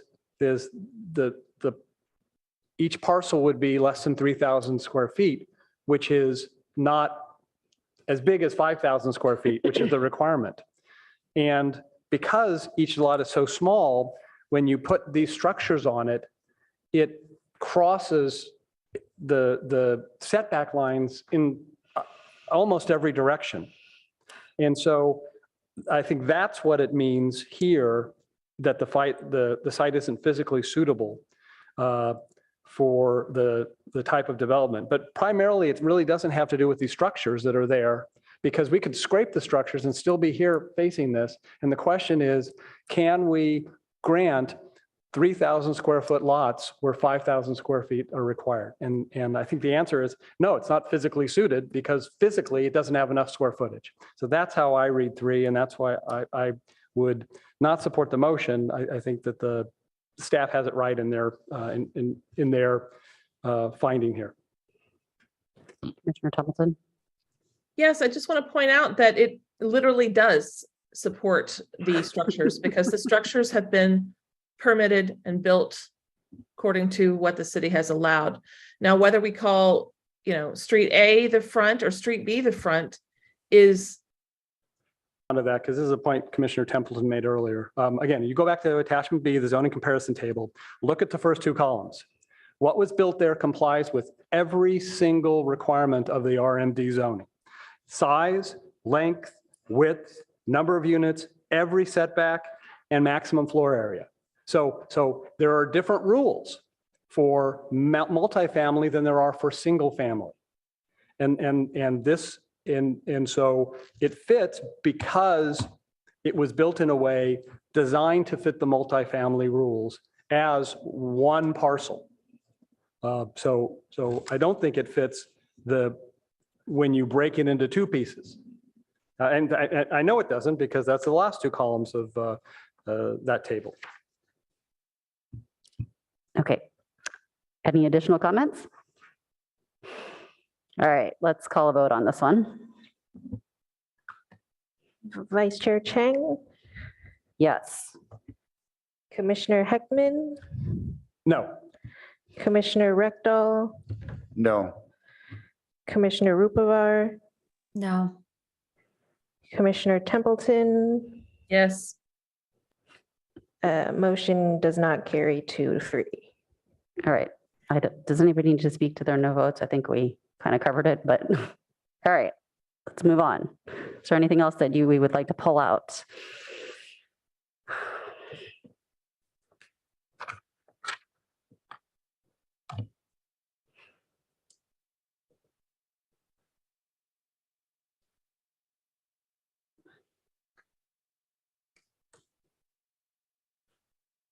All right. Well, what about number 4 on the exception findings? Is there a motion that you would like to make?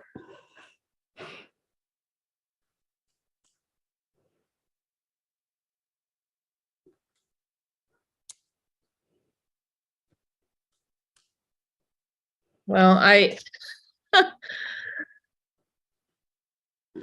find the staff description justification for claiming that it violates, that the exception will violate the requirements, goals, policies, and spirit of the law to be quite extreme. And I've asked for clarification on why this is so dangerous to our goals, policies, and spirit of the law and requirements. But I don't find it. The description is pretty extremist, and so I was hoping we could either get a clearer description. But if we're done discussing at this point, I would just say that I'm trying to not do the double negative. I will say that the granting of the exception will not violate the laws, requirements, and goals, policies, or spirit of the law. So I think this one is positive, right? Right. So I'll The second it so that we number can have, yeah, I'll yeah. second it just so we can have the discussion. Thanks. I don't think that how we do or don't split this lot will affect the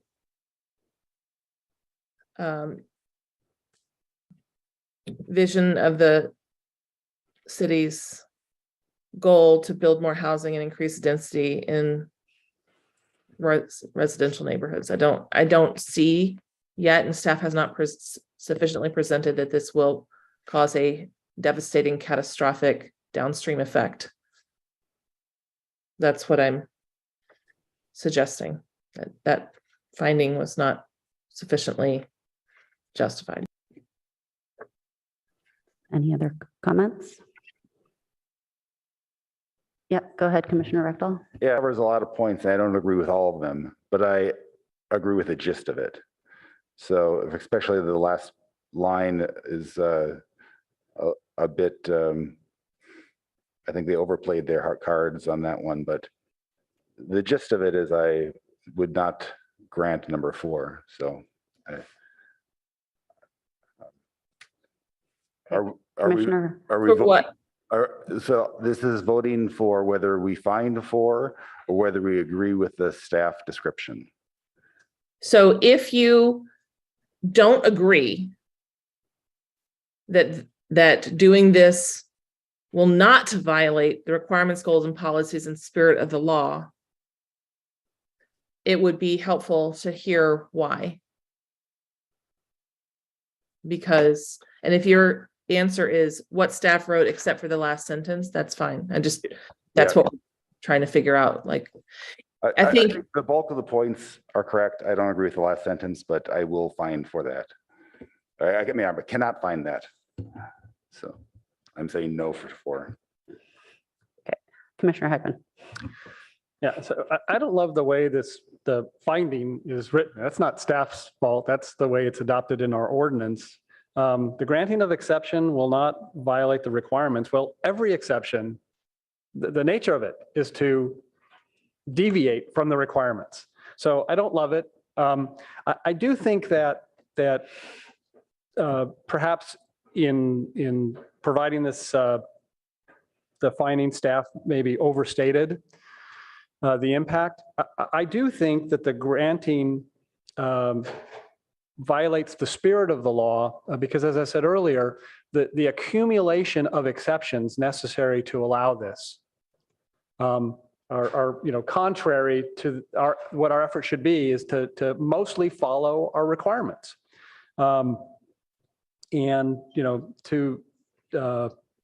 So that's really where, if I were writing this finding, I would be saying that they cannot make finding 4, but for this different reason, that the accumulation of necessary exceptions makes it inconsistent with the spirit of the law. Okay, thank you. So I'll make a comment on this. This is the one finding for me where I'm on the fence. I am concerned about people looking at our decision and then deciding to enter into a tenancy and on whatever basis we make the decision and trying to replicate the situation, because there's nothing in our city law that really prevents them from doing that.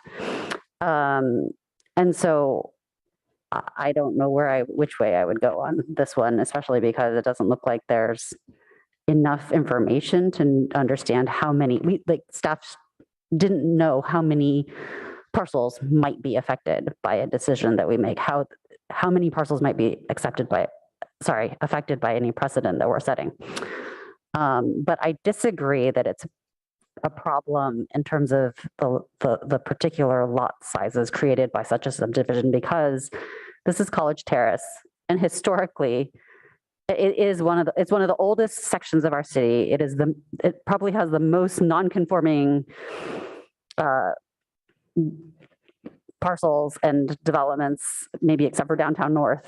And so I think adding some non-conformity is not a problem, especially because the buildings already exist. Now, whether the building should have been allowed to be built in the first place, why they were allowed to switch the addresses to Yale and not have the same required setbacks as everything else on Yale. Now, that's a big question in my mind. I think the city made a boo-boo, but that's not the fault of the current owners. So that's my thoughts on this particular one. I'm not sure that I can make the finding, but that's not, yeah. So other Other comments before we vote? I mean, the last comment is that if we really think that smaller lots are appropriate for College Terrace, then I would say we should be changing the RMD zoning as opposed to doing a one-off exception. And Commissioner Heckman, did you have something too? No, I just, if somebody could just clarify what the motion is regarding exception finding 4. So the motion is that we can make the finding number 4, that granting of the exception will not violate the requirements, goals, policies, or spirit of the law. Okay. So we agree with that statement. Okay, so let's vote on this one. Commissioner Templeton, Yes. Commissioner Rectal, No, Commissioner Rupavar, No. Commissioner Heckman, No, Vice Chair Chang. I'm going to vote no on this one. Motion fails 1-4. Okay, and then just in the interest of speeding things up, there are 2 other findings that I actually could make where staff couldn't make them. So I can make the findings for 1 and for 2 under the exception findings. So I believe that there are special circumstances or conditions affecting this property. I also believe that the exception is necessary for the preservation and enjoyment of a substantial property right for the petitioner. And it may be that they didn't do their due diligence, but it sounds like that really because in Palo Alto specifically, TICs are not typically created in this way, that they can't get financing for it. And so that is something that they certainly didn't expect. And it is a difference that other TICs are not faced with. So that's my logic for that. And I don't know if anybody wants to second that. Sure, I'll second it. Okay. Additional comments? I would just add that the property owner's financial situation and zoning are 2 separate spots. And they may have made some bad decisions, but it's not our zoning responsibility to bail them out of their own bad decisions. I would add that while they are not our responsibility, that's the justification for the exception. And a case can be made that those justifications can be found. All right. Any other comments? Commissioner Hickman? well, just that my thought is that these special circumstances or conditions I don't think they're affecting the property. I think they're affecting the owners. And so that's not exactly what finding number 1 is focused on, and I think that what this finding reminds me is findings under state law for variance, which talk about special circumstances attributable to the property. And they're talking about the physical property and its surrounding. And I think that that's what's intended here is there something weird about this property? Like it's got a river running through it. And so it really would benefit from being split, one left side and right side of the river. At least that's how I read it. So that's why I couldn't support the motion as to 1, and I didn't really have any comment on 2 beyond what I said earlier in the meeting. I want to add another comment here. Is it possible to look at the special conditions concerning the property to be all this orientation of what's front and what's side yard and backyard? And that's because we have all admitted that that is a complicating factor. Does that make it a special exception?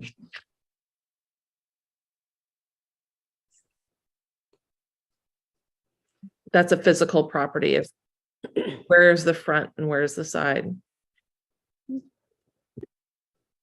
Well, I'll just chime in quickly here and say I agree with you on that point as well, Commissioner Templeton. Any other comments? I see that Commissioner Heckman's still thinking. Yeah, I'm actually kind of interested in that comment. Would you, I mean, the reality is you only need, if any of the 4 can't be made, it doesn't pass, right? So right now you've got a motion, your motion, Vice Chair Chang, is for 1 and 2. If you would split those out so that I could vote separately. Sure, so that happy we to could vote split them out separately. because I think we're just trying to provide granularity for city Yeah. council on a sticky problem right here. We already know that we cannot we already know as a result of number 4 that we Yeah. can't. But so, sure, I would support splitting the motion. How about you, Commissioner Templeton, as the seconder? Okay, great. Yes. So let's take finding number 1, that we can make the finding that there are, the motion is that we can make the finding that there are special circumstances or conditions affecting the property. Need a second. Second. Great. All right. Are there any other comments or can we vote on this? Well, I think you have to, guess, state a sentence for what that, so you've stated we can make the finding, but then you need a factual statement basically to, replace the special circumstance. And I think Commissioner Templeton kind of said it before, right? The special circumstance or condition affecting the property is that these houses are existing and oriented in the manner that they exist. Sure, let's add that. Okay. And Commissioner Templeton, you agree to make that addition? Yes. Affirmative. Okay, great. Could we have a vote on this one? Commissioner Templeton, Yes. Vice Chair Chang, Yes. Commissioner Rekdal, No. Commissioner Heckman, Yes. Commissioner Rupavar, Yes. motion carries 4-1. Okay, and then now I'll move on to the second part of the original motion, which is that I can make the second exception finding that the exception is necessary for the preservation and enjoyment of a substantial property right of the petitioner because of the unique situation and in which they entered a TIC and the availability of financing in our city for it. Second. Are there any other comments in addition to what's already been said earlier? Okay, great. Let's call a vote on this. Vice Chair Chang, Yes. Commissioner Templeton, Yes. Commissioner Rupavar, No. Commissioner Rekdal, No. Commissioner Heckman, No. motion fails 2-3. Okay, so now I think we can do one final cleanup motion. I don't know if Commissioner Heckman wants to do that one. Sure. So just, let's see. So where we came down on those votes is it correct that the only change we made is to exception finding 1 from the staff rec, or was there another one? That's the only one that passed. Thank you. That's the only one passed. Okay, all right. So then I will move that the PTC recommend to the, Commissioner Heckman, can I get a clarification? So for exception finding 1, the commission is agreeing that there is a special circumstance. yes, the last motion that was approved is that there is a special circumstance or condition affecting the property in the existing layout and arrangement of the houses that are present. Okay, So thank that's you for the that's the clarification. finding and the statement that would follow it, right? And so, and that vote was the only departure agreed to by all of the majority of the commission as to any of the other 10 findings. So now I'm going to make a motion to cover those 10. Thank you. So I will move that the PTC recommend to the city council, the staff recommendation, except regarding exception findings, number 1, where the recommendation is, as the PTC has already voted to recommend. Is there any discussion? Oh, second, sorry, we need a second. Second. Commissioner Rekdal seconds the motion. Any discussion? All right, could we take a roll call vote, please? Commissioner Heckman, Yes. Commissioner Rupavar, Yes.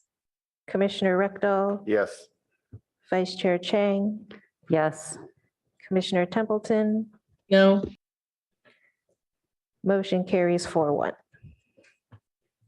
All right, thank you, everyone. I think that concludes. nope, not yet. You're right, you're right. Commissioner Templeton, would you like to speak to your no vote? I sure would. Thank you so much, Vice Chair. So I apologize, my cat is deciding to get involved here. Yeah, so I voted no on this because I think that there have been some missteps.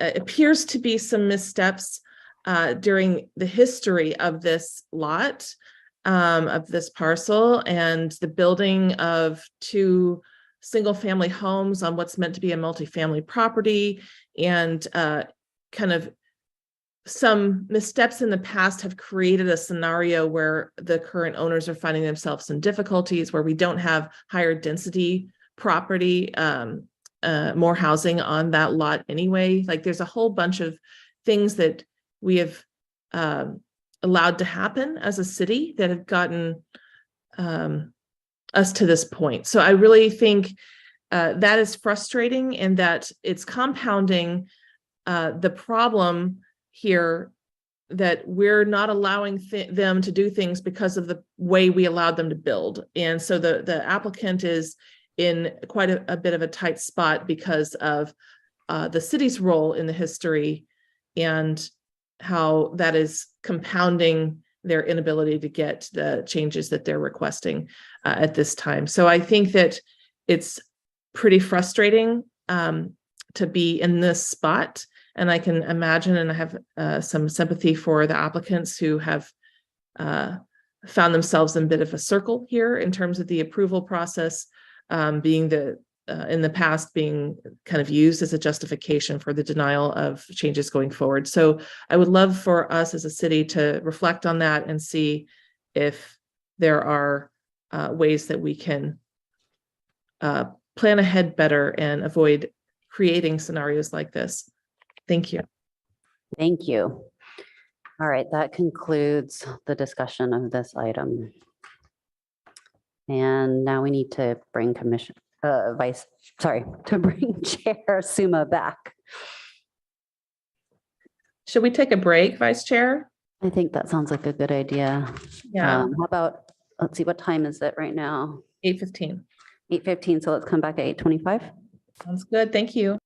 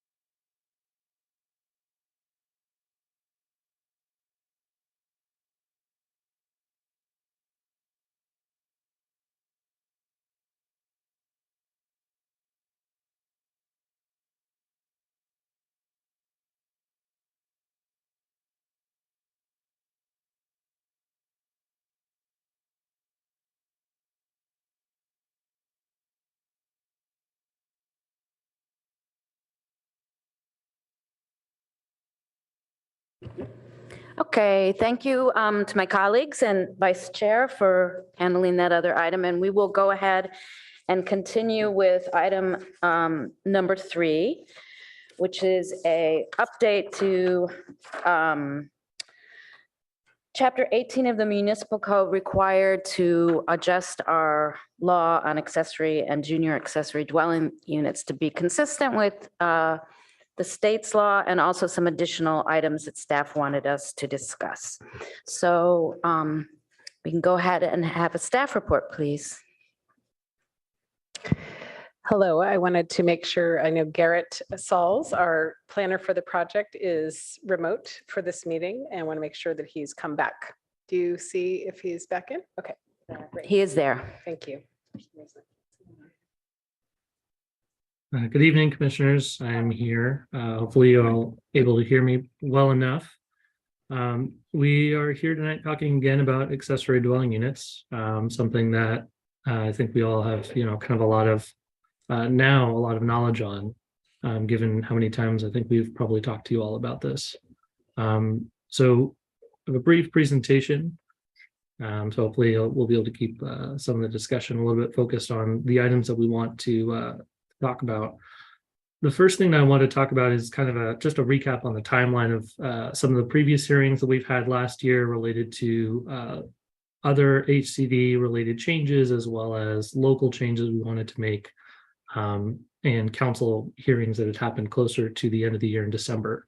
So last year, staff and the PTC met on July 13th, August 10th, and September 28th. During those meetings, we talked about changes occurring at the state level where the city needed to adopt its local ordinance related to additional height for ADUs, additional standards in terms of proximity to transit, and also adopting some potential regulations that the city staff had noted were mostly about code cleanup or other configurations of our current ordinances that we wanted to clean up related to the increased interest in development of ADUs. On December 12th, staff went to the city council to approve only the state law changes that needed to be put in place prior to January 1st this year. The items that were left out of that council report were the items specifically for any sort of local changes to the city's ordinance that were not affected by the new laws, by the new state laws. Originally, those were planned for a January-February city council meeting, but about a week and a half after we had that item heard at city council, we received a second response letter from HCD. And that, as you noted, is on December 21st, which is shown at the bottom of the slide here. As a result of that communication we had with HCD, we're here today again to talk about some of the items that HCD staff raised as issues with the city's local ordinance, and then some additional items that staff had noted with continued conversations with the public and applicants on ADUs, where we want PTC's feedback on some additional local regulations. And our kind of end timeline and end goal for being able to adopt these changes is to bring this item back to the city council either mid to late April or early May in order to adopt both the recommendations from HCD as well as all the other sort of local code changes that the PTC has discussed since July of last year. Included in the attachments to the staff report is the first HCD letter, which we received on December 23rd, 2021. The staff response to that in February of 2022. The second letter, as I noted earlier, December 21st of last year, and our staff response, which was January 13th of this year. As a part of that response in January of this year, staff was also required to provide HCD with a timeline to bring these changes to get them adopted, which is what I noted before about trying to ideally go by April or May to City Council to get these changes adopted. So the HCD comments circled around these 5 items that you see here. The first one talking about daylight planes for what we call as Table 2 units are our local development standards for ADUs.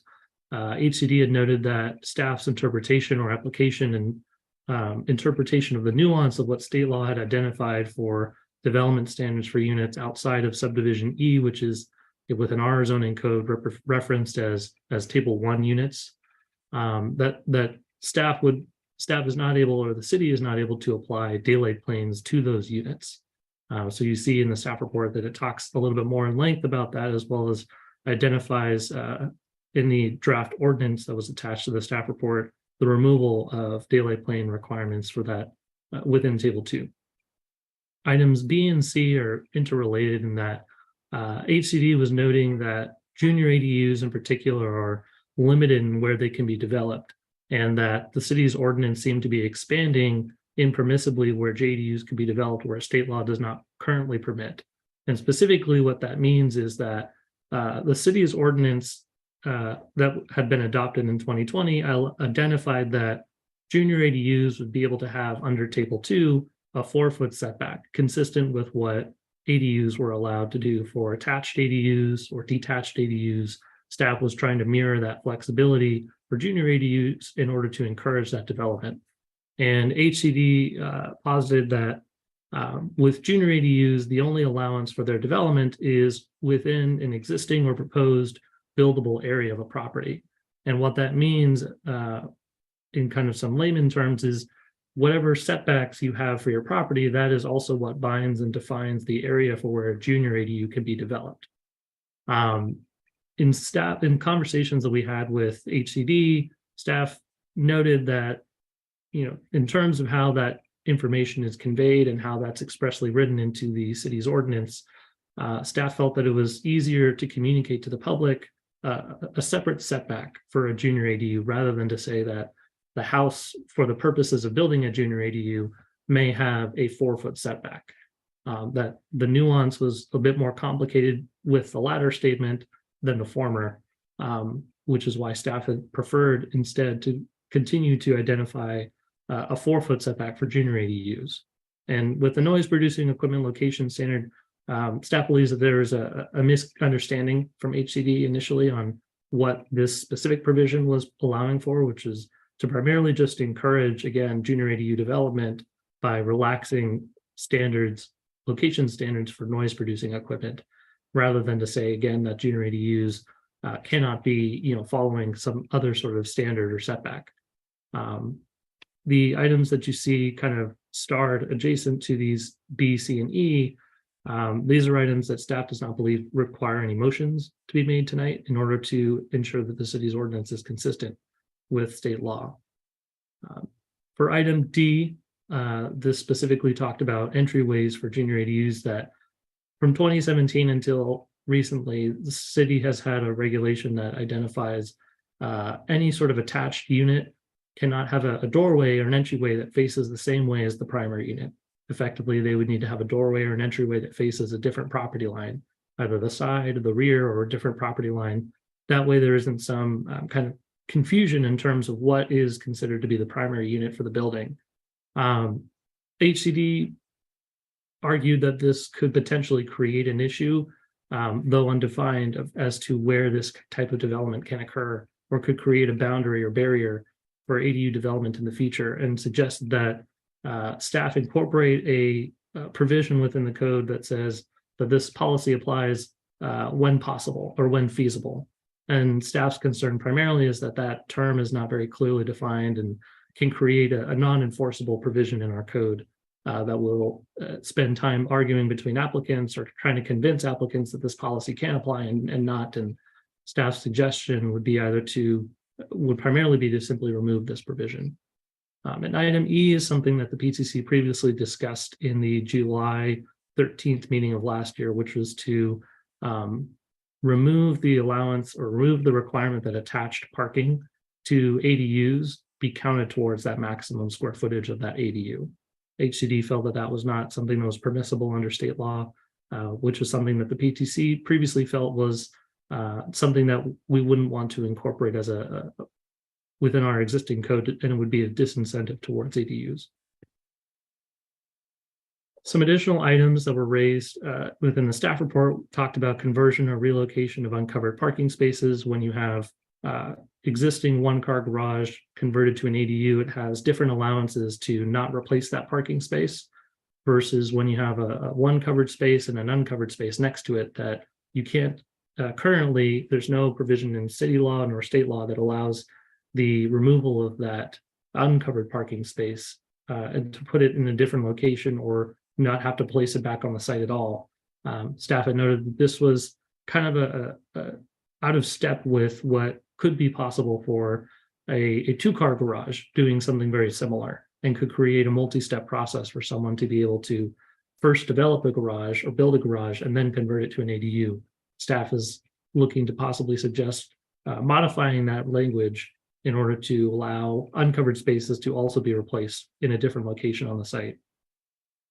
Item G is about privacy measures for junior ADUs, which specifically is related to some additional complaints the staff have been receiving for ADUs that have been developed within the city.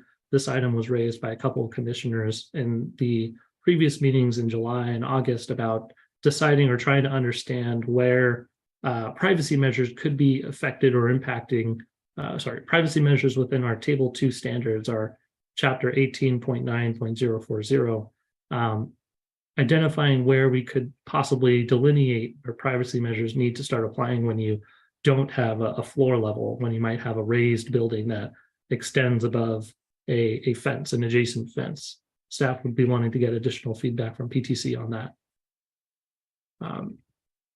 Item H specifically is about the previous decision on September 28th about a city's affordable ADU program.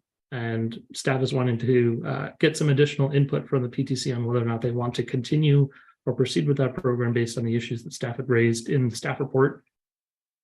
Item I is something that was not identified into the staff report, but was something that came up actually as of this week during some plan reviews, which was that we had some individuals and applicants identifying an interest in putting a basement underneath an attached junior ADU or an ADU that serves the primary unit. Staff had some concerns about how that could possibly be manipulated to extend the maximum size of the home beyond what is traditionally thought of. This item is was not noticed or included into the staff report, so it would be something that staff would be wanting to have a motion or a recommendation or action on March 8th when we plan to return to the PTC.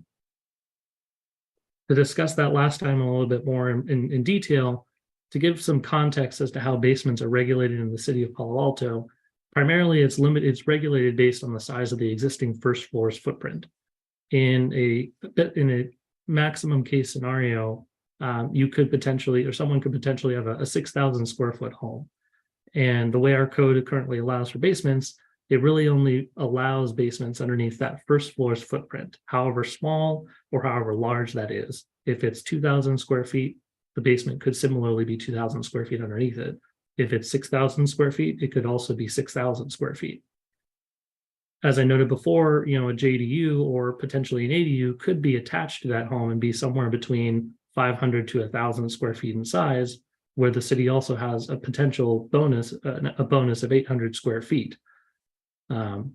Given that footprint isn't very clearly defined to distinguish between a primary or secondary unit where that basement can occur, currently the one interpretation could be that even though a primary home may have 6,000 square feet, for example, and they may have a basement that is matching that same size, if they have an attached junior ADU or an ADU that exceeds that maximum house size, they could potentially have, you could think of a toe almost underneath it that is then expanding the basement beyond the primary building's footprint, which wouldn't typically be allowed under normal circumstances in the event that there weren't the current provisions about junior ADUs and ADUs in city and state law.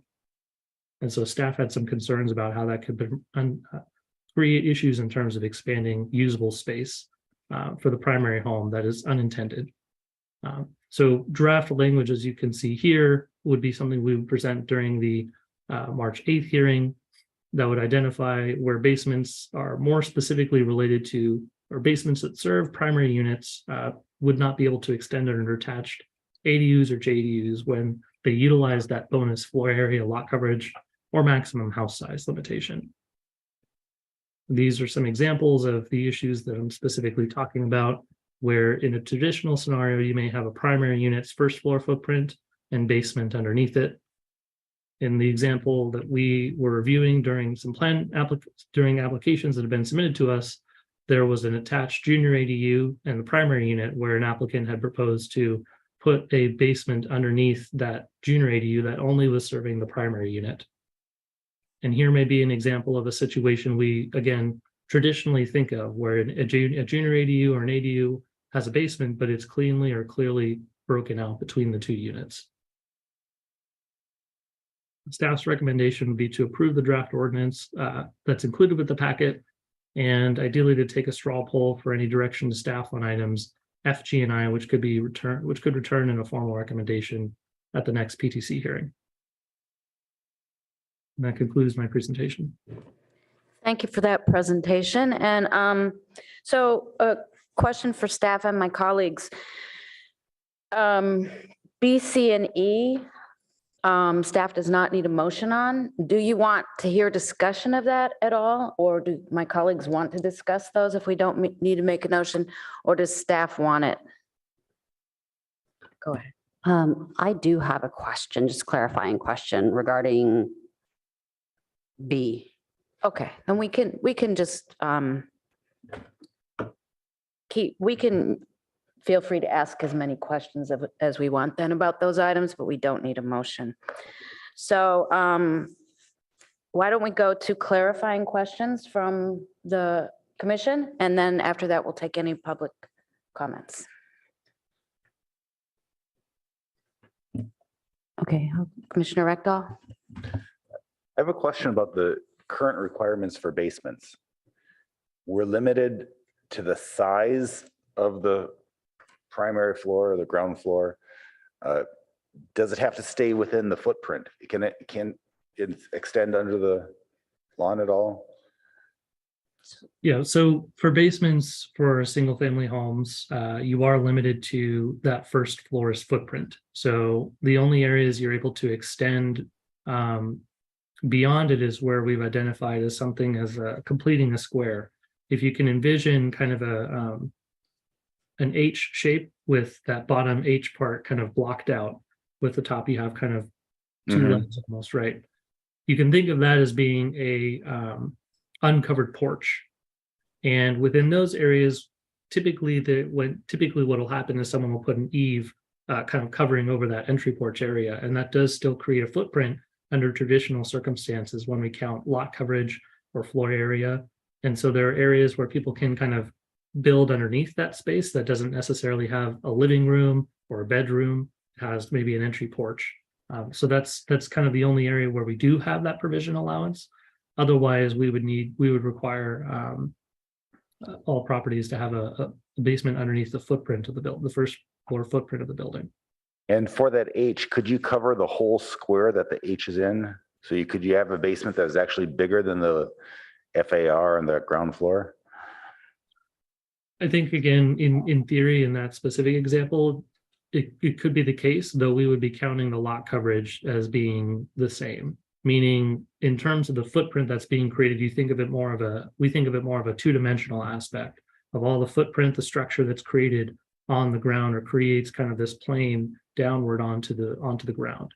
And so when you think of how that creates a boundary or barrier within the buildable area, it still is the same footprint.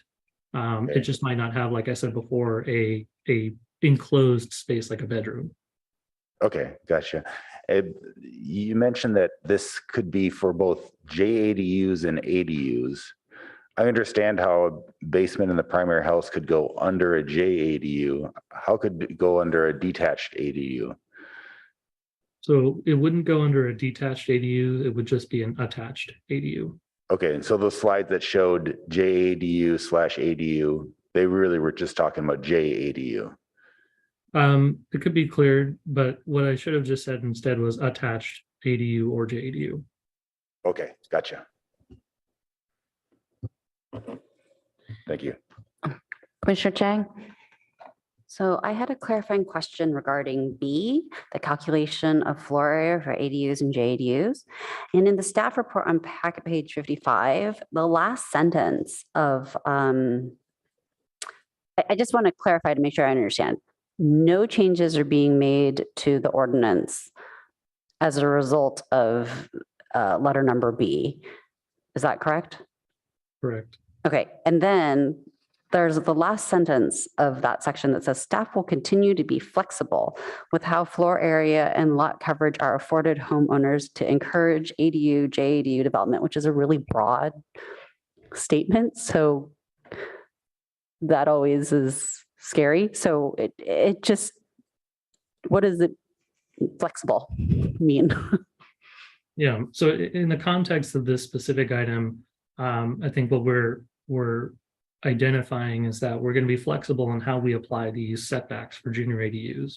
And in particular, given how the state is saying, well, you know, you can't build a JDU outside of this envelope, right? You can't push this little wedge out from this box, this envelope of the building and say that's what the setbacks are for the junior ADU, because junior ADUs can only be built within that box, right? And so what we're saying is that we don't entirely disagree with HCD's statement that JDUs can be built within that existing box or that proposed box, but that we are also going beyond state law to further incentivize junior ADUs by saying we can allow a setback for a junior ADU of a 4 foot provision, which is not currently allowed by state based on their understanding of our local development standards. So we're trying to be flexible in how we apply that so that we can make it clear and communicate it more clearly to the public who might not understand the nuance of you can build a home to a 4 foot setback for the purpose of building a junior ADU rather than saying the junior ADU has a 4 foot setback. Yep. Okay. Thank you. Okay, if there are no other clarifying questions, we'll just go to the public. Do we have any public speakers on this item? Yes, we have one raised hand on Zoom. John Kelly. We do have a public speaker? Yes. Okay, one. just one? Okay. Why don't we take that comment first then? Okay. John, if you can unmute yourself, and then you can talk. Thank you very much, Chair Suma, Vice Chair Chang, Commissioners.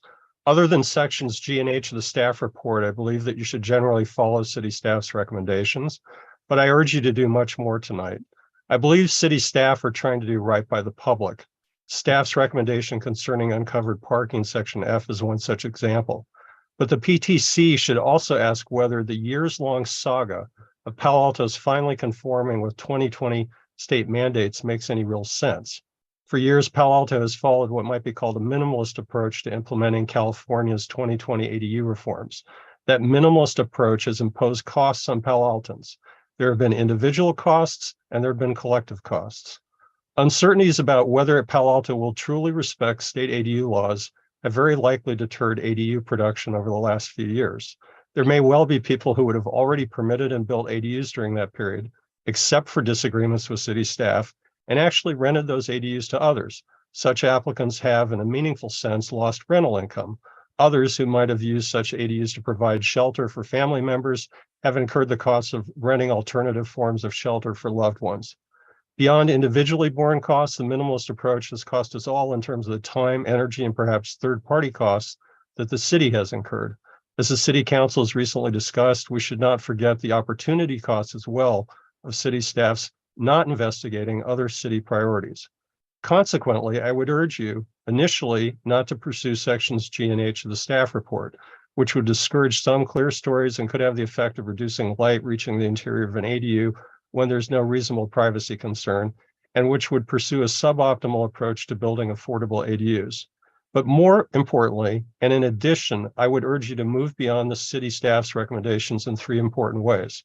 First, I encourage you and the PTC to recommend to the city council that city staff both A, give people seeking to build ADUs the full benefit of new state laws when they first go into effect, and B, seek technical assistance and preliminary reviews from HCD and local design professionals before submitting proposed ADU ordinances for consideration.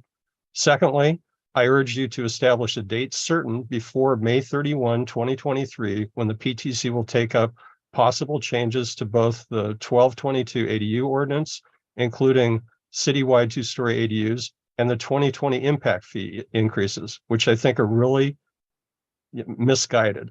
And third, I would ask for an accounting of the cost of both staff and outside resources, if any, for pursuing this past strategy of repeatedly adopting only minimalist interpretations of new state housing laws. Thank you. Thank you, Mr. Kelly. And is that our final speaker? Yes, I don't see any more raised hands. Thank you so much. And we'll bring that back to the commission. And I just wanted to clarify, I believe staff wants votes on A, D, and H and a straw poll on F, G, and I. And so who would like to start us off? Commissioner Heckman. Thank you. And I think the idea I heard earlier is we'll go serially. So let's talk about A, get that done. Okay. Yeah. So I did want to thank staff and for the members of the public. The version of the redlined ordinance that or revised ordinance that's in our staff report may have been confusing because there are a lot of underlines and crossouts there that actually nearly all of them relate back to recommendations we've already made. And so we don't have to, what our focus is tonight is on just the new changes that staff is recommending. And staff was kind enough yesterday to distribute another version of the ordinance that had Mr. Yang's identification of, this you recommended before, or this is responsive to HCD. So in other words, it's new. And it turns out there's only 4 new things. We're seeing 3 of them here, which is on packet page 60. Packet page 66 is where in our packet page this table is. And then there's one more on packet page 69, and I think that's it. There are a couple that are that we already recommended, but that happen to be responsive to new HCD concerns. So good for us. Yeah, so this is the one on 69. So let's starting with A. So I just wanted to kind of focus us there to the extent we're talking about actual language. So here we're talking about daylight plane, which is item A.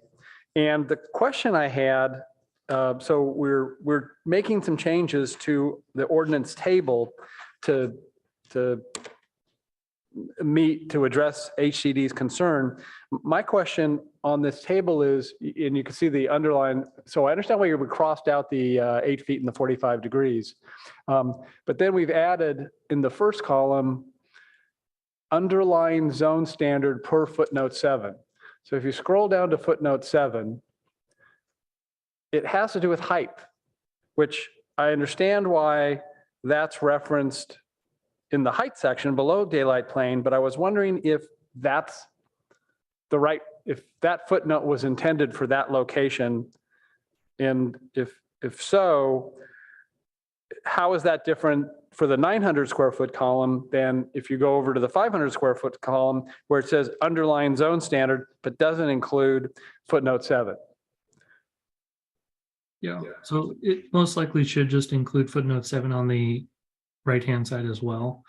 The way state law is written, and that's actually reflected in what's highlighted shown down here, is it created this additional standard for attached ADUs that didn't exist prior to 2023. And what it identified is what's written down here is you could have an attached ADU that's up to 25 feet in height, or the height limitation in that underlying zone district that applies to the primary dwelling unit. And so how staff is understanding that change is basically to say that you could have a 25-foot tall ADU, but as it relates to the standards that apply to the primary dwelling unit, our normal zoning ordinance has daylight planes related to how tall those things could be built as they get further away from the side or from the center of the property. And so I think I would say probably 7 should be extended at this point as well, is it's mostly just trying to mirror the same aspect as it relates to attached ADUs and junior ADUs, which are both attached units. Okay. All right. So that's very helpful. So if staff will note that moving forward. And so then if I'm understanding footnote 7, even though it doesn't specifically reference daylight planning, and I note that, that's not even underlined, that's existing language. So basically the way footnote 7 operates results in the daylight plane that HCD needs in order to have consistency with state law. Right? Is that right? Yeah. That's staff, not HCD staff. Oh, but staff is responding to HCD's comments here. Right. We're responding to HCD's comments about detached ADU daylight planes. They specifically didn't raise any issues in terms of attached ADU or junior ADU daylight planes. Got it. Related to how they're defined by this new standard that the state adopted. And so that's where I was talking about this kind of added caveat of this height. I'll zoom in a little bit. It might be very small to see. This added language of or the height limitation in the underlying zone district. Right. And in most cases, that's for R1 districts, for example, a daylight plane that starts at 10 feet and goes in at a 45-degree angle on the sides of the property. Got it. All right. So the action to address HCD concerns, if we go back to the table, is really in the middle column. It's the NA, that change that now has NA, right? Because that's the detached. So that's where we were responding to. Okay. All right. Yeah. Well, I'm clear then and supportive of these changes to address item A. Thanks. Any other comments on this one? I did have a question about footnotes also. It looks like on table 2 here at the bottom, square foot exemption when in conjunction with a single family home. It looks like in the attached, detached, and JADU columns, you're removing the reference to footnote 4, is that correct? That might have been an error. I believe that should be the same, though I think perhaps what it was trying to show instead is rather than having 4 referenced in both, 4 is now referenced over on this left-hand side here. Okay. So it still is relevant to these 2 types of scenarios here. Okay, thank you. Any other comments, or we can actually take a motion on this one?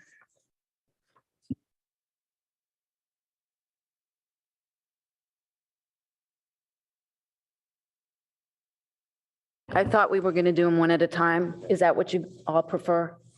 Okay. Yes.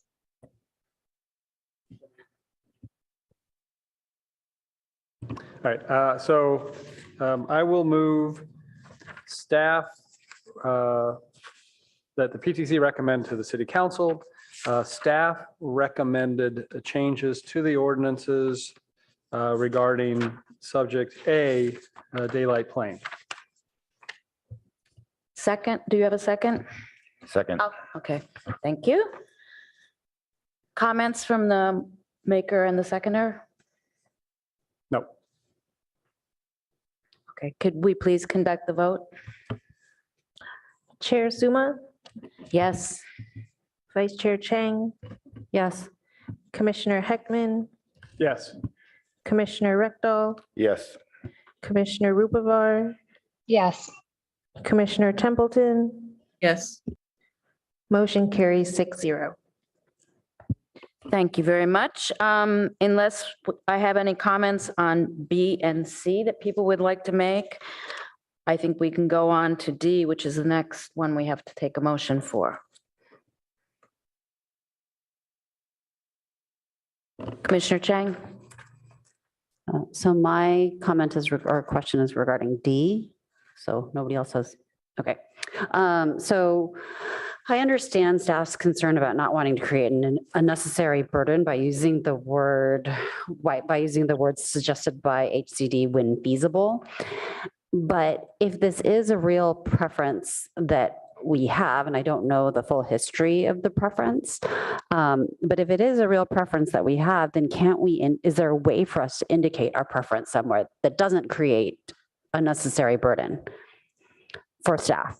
I understand if we don't want to be arguing back and forth, if we can't actually enforce it, but at the same time, if we, have guidelines that are preferred, and I feel like in other places in the code, we've said things like when feasible, or I feel like we've given guidance before. Yeah, and I would say that is correct. However, in those scenarios, they're more likely to be related to findings for approval for discretionary projects, where oftentimes those are intentionally kind of vague or obscure, so that staff has an ability to kind of interpret that as they need to. With ADUs in particular, a lot of the standards have been very focused on making standards objective and clear and simple. And by saying something is, applicable when it's feasible, while you may have the scenario that 90 to 99% of the people will say, okay, that's not too big of a deal for me. You may still have others who might say, I'm just not going to do it. And if we raise the issue that, well, we think this is feasible to do, it's harder for us to be able to say it's feasible without a clearer, more objective understanding of what that means. Where right now we don't have a definition, for example, of what that means. And so I really understand that. And I understand, I'm supportive of removing the language when feasible, but so first of all, could you maybe enlighten me on the history of this and where the desire to have this language came from? Yeah, so I would say that the desire of where this kind of came from is when in 2017, ADU standards were significantly relaxed in Palo Alto. A lot of people started coming in, building attached ADUs and converting their garages. And in particular, what would happen is someone would have an attached front-facing garage where they convert it to an ADU, and you have your main entryway over on this side. And now you might try to put in a new entryway on the same street-facing side. That's for the second unit. Staff in the city at the time said, we don't think that's a good design choice because it creates a visual clutter and confusion as to where the entry to the building is. So our preference at that time was to divert it off to kind of either a side or even a rear property line or direct that entryway to another property line, either again to the left, right side, or front ways for maybe a corner lot even you can think of. From a design aesthetic perspective, again, it was trying to not overly clutter one space or confuse or visually confuse from just an initial read perspective, what that would look like. That's my understanding of how we approached it initially. Okay, so that makes sense to me. And I understand that we can't enforce any such thing, but is there, given that we felt strongly enough about it to attempt to put it in our code, is there a place where we could make it as a suggestion, like a design, as a suggestion? Because I think many times people will follow a suggestion. And those who aren't going to, then you don't have to fight with them if it's not in our code as a regulation or as something using the when feasible language. So I guess I'm just trying to find, is there a way that we could get, the 90% of people who would probably go, oh yeah, that's a good point, to do that and to do what we were hoping for? Could we? Yes, I guess I would maybe bring up a comparison of the Eichler design guidelines, which haven't really been used since they've been established about 4 or 5 years ago. So to my understanding, and I think Chief Planning Official Amy French can certainly talk probably a lot more about this, City Council didn't want to make that a requirement for development for Eichler standard, for Eichler homes or Eichler tracts. They wanted it as guidelines, and over the last 5 or 6 years since those have been adopted, I might have been asked once about that. And when I said, oh, it's a guideline, it's not a requirement, they're like, oh, okay, thanks. And kind of walked away from it. So thanks. No, that's good. That's good feedback, because it sounds like it's just not really too much work, not enough benefit. And if it really is a good design principle, then you hope that the individuals, doing this to their own home, converting a garage into ADU will make the right decision on their own. So that's reasonable. Thank you. Okay, we'll go to Commissioner Rectal and then to Commissioner Heckman. Yeah, I generally agree with what Commissioner Chang was saying. People by and large want their house to look nice. So I don't think we have to micromanage the aesthetics. I think they will do their best to make their house look good. Basic question, ADUs, do they have a separate address from your house? Yes. And so you could put the street number or whatever above each door and people would know where to go. Yes. Okay, thank you. So I'm thinking entirely similarly to Vice Chair Chang. I agree that the design feature is desirable for people to know about. One of the reasons I like having it in the ordinance is it people read that and they start thinking about that as part of their design. I also understand the HCD's concern, but along the lines that Vice Chair Chang was saying, I think, well, let me just throw out the possibility that we don't take out this language, but instead we add that it shall be encouraged but not required. So that way it's here in print, so people can think about it and might realize, hey, this is a good idea for my design, but they can see they don't have to do it. And then as this travels whatever route through approvals, it's also city staff and the ARB, if the ARB looks at it, also sees this language is not required. So they don't punish people for not doing it. It's just, so anyway, that was my thought is keep the language, but add that. It's not the feasibility language. That's not vague.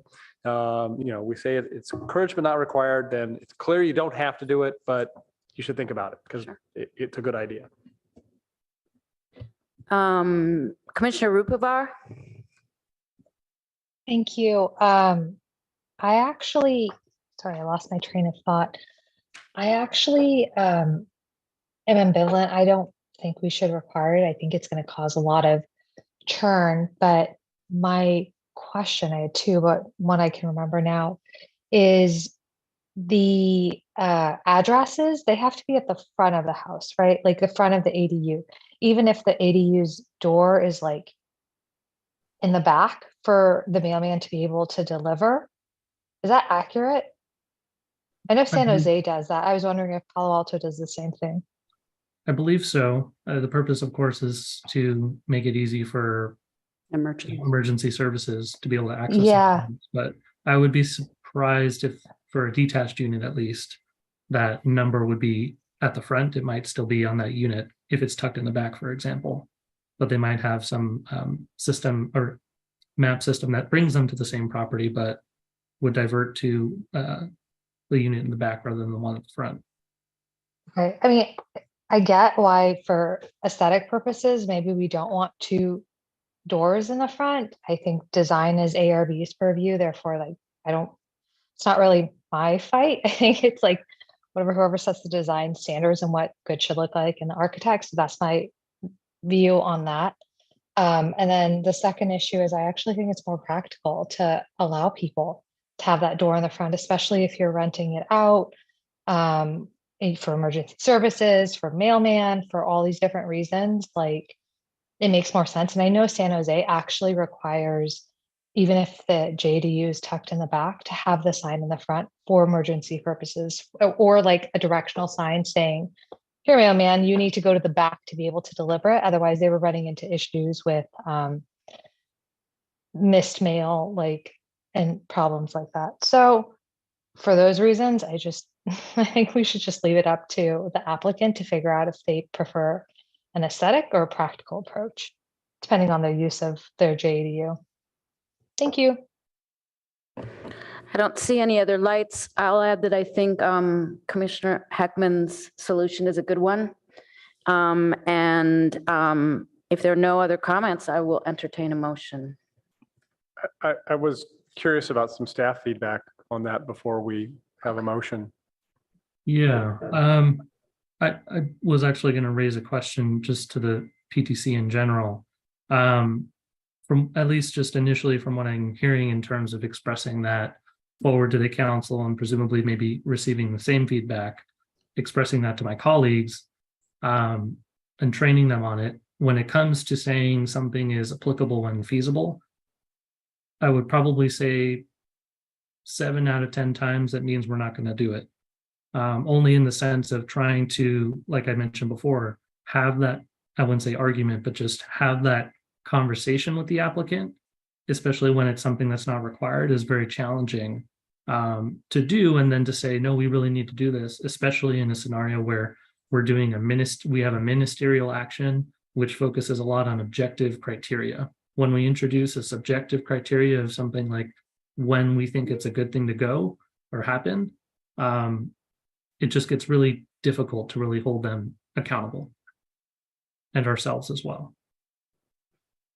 So the language encouraged but not required doesn't do any of that. Right.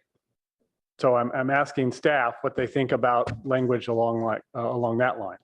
I think it's a good suggestion. Garrett, what did you think about that one? Since it's not putting into the hands of staff to make a decision. It's just advisory. Yeah, I would say that it's probably equivalent to saying when feasible. From a practical standpoint, it's equivalent. Which, if that's the case, it just might be something that when we do our plan checks and reviews, we won't, as you note, Commissioner Heckman, we won't comment it as a requirement. Oh, okay. It's just not, and I think what I like about it is it's not saying to staff, help them figure out if it's feasible. Right, it's I not. like not having to have staff be in that role. Right. I'm intending to take feasibility out of it because this language, it can be totally feasible, but I don't want to do it. And that's okay. Right? It shall be encouraged but not required. So, all right. So shall I make a motion? I see that Commissioner Templeton would like to speak, so we'll do that first.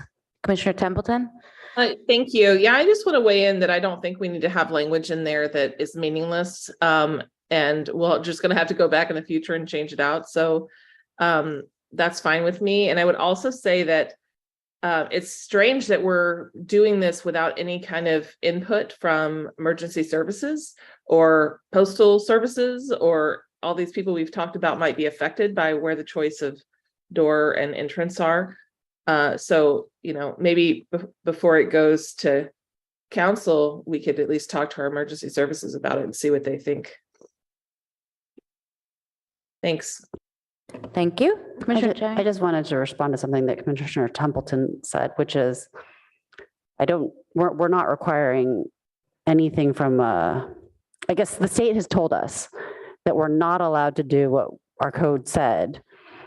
So if we're not requiring anything, and it shouldn't really have a bearing then with respect to emergency services, right? Well, several people mentioned it tonight, and I just think it's interesting that there are implications of where the entryway is placed that we're not even discussing, and that the state is not discussing. So as an aside, in response to the comments that were brought up, it might, if that was something we knew anything about, if that has been studied, it would be worth sharing. It sounds like some other cities are taking that into consideration. So I just wanted to throw that out there as a consideration for staff. Thank you. I don't believe actually, and staff can correct me if I'm wrong, I don't believe you're required to put your house address on your house. I mean, it's a really dumb thing to do because emergency services can't find you. But I don't believe there's any city requirements regarding that. Is that correct? I would think new homes would have to follow that, but I think existing homes, yeah, building code. So if you're going through the building permit process for a new home, I think you do need to have an address, but existing homes not. Okay, thank you. Commissioner Rekdal? Question for staff. What's our interaction with public services, police and fire? When a new ordinance goes through, do you vet that with them? Is that standard practice? Or do they only get contacted on special occasions? Probably in general, it will really just depend on if it's like really specifically related to something that they also deal with a lot.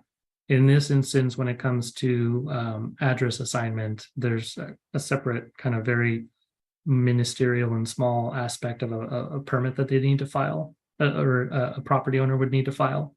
But that doesn't even, I don't think that really even gets routed in terms of what might be typical for like a building permit. I think it just kind of gets handled a little bit more casually. Okay, so our current ADU ordinance may not have been vetted with fire and police? Do we know?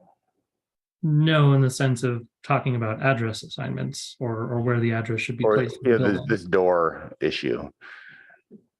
No. Okay, thank you. Any other comments from staff or the commission? If not, Commissioner Rupavar? Thank you.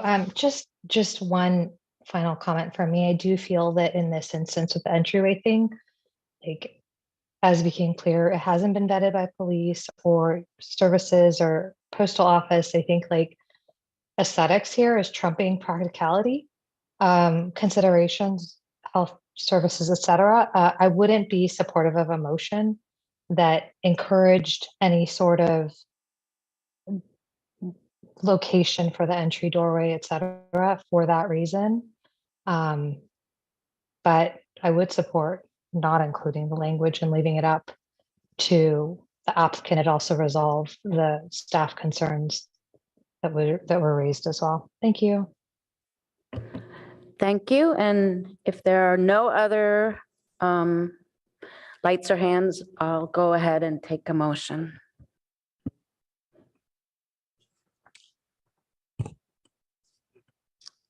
So I will move that the PTC recommend to the city council regarding item D, entryways for ADUs, JDUs, that the language of subpart K1, the design subsection on packet page 69, be retained rather than removed, that first sentence, and the following language be added after except on corner lots in the comma. We would add, it shall be encouraged but not required that. And that's the end of that insertion. And then we continue in the sentence, the unit, and delete the word shall. So that the beginning of this, the first two lines would read, except on corner lots, it shall be encouraged but not required that the unit not have an entryway facing the same lot line, parens property line, as the entranceway to the main dwelling unit unless, and the sentence continues. So I'm sharing my screen here. Maybe it might be easier for you to reference where you're talking about. Crossed out. So after the corner lots, right after the comma rather than before it, we'd add the language, it shall be encouraged but not required that. Sorry, some freehanding right here. It shall be. Pretty impressive.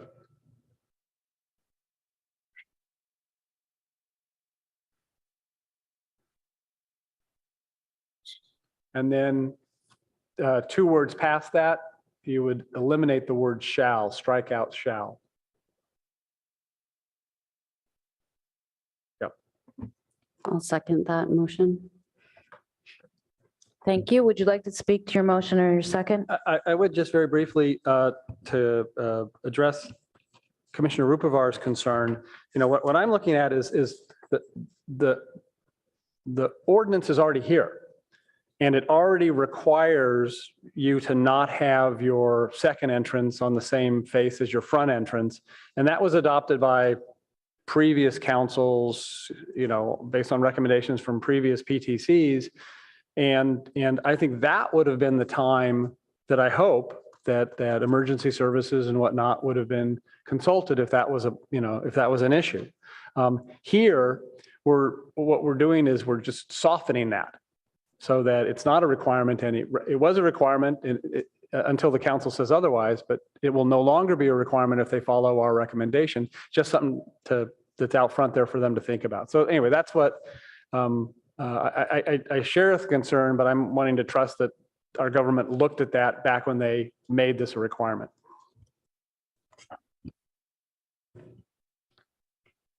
Okay, I guess we can go ahead and have a vote on that. Do we do any? Sorry, Commissioner Templeton, I didn't see you. Oh, thank you.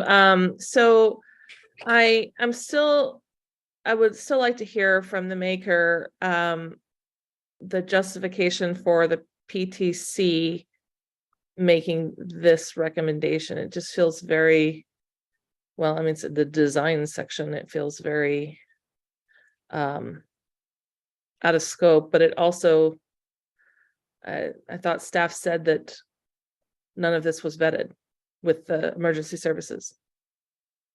So, I mean, I get that we want to trust it, but we asked and they said no. Go ahead. Okay. Well, I'm not wanting to make design decisions, but because it is out of our purview, I also don't want to strike it. I don't know what the full context was for why we had that. And so what I'm trying to do is, in supporting Commissioner Heckman's motion, is to meet the requirements that HCD has placed upon us while also honoring whatever the intent was in the past.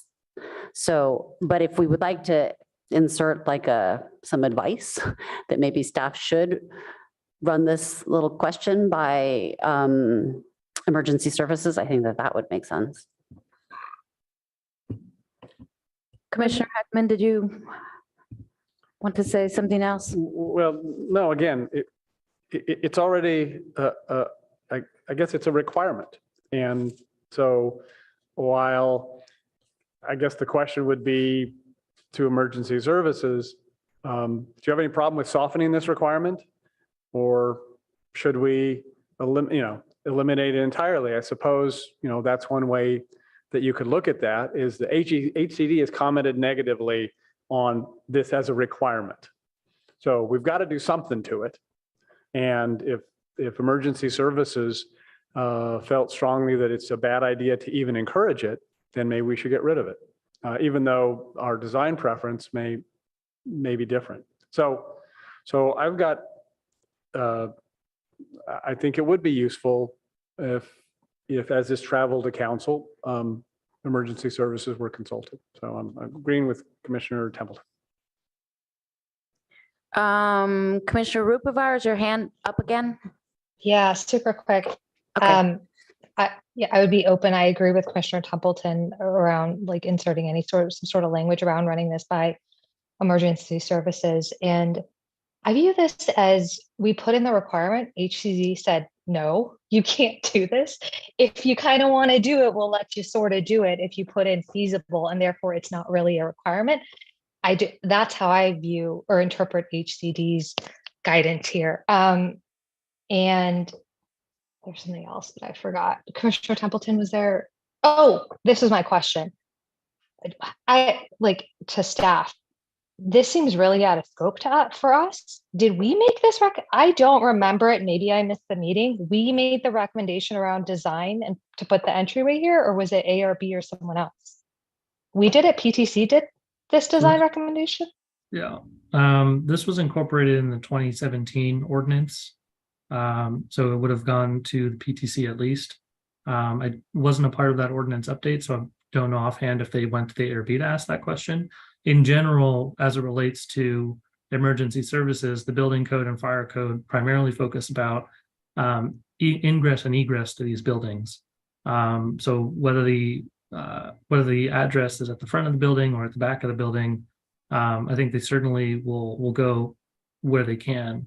But they're, as it relates to kind of looking at it from a building plan check standpoint, a lot of times their focus is on how people can enter and exit that unit and make sure that they have proper paths of travel to it. And postal services. Okay, so this was inserted in 2017, in the 2017 ordinance.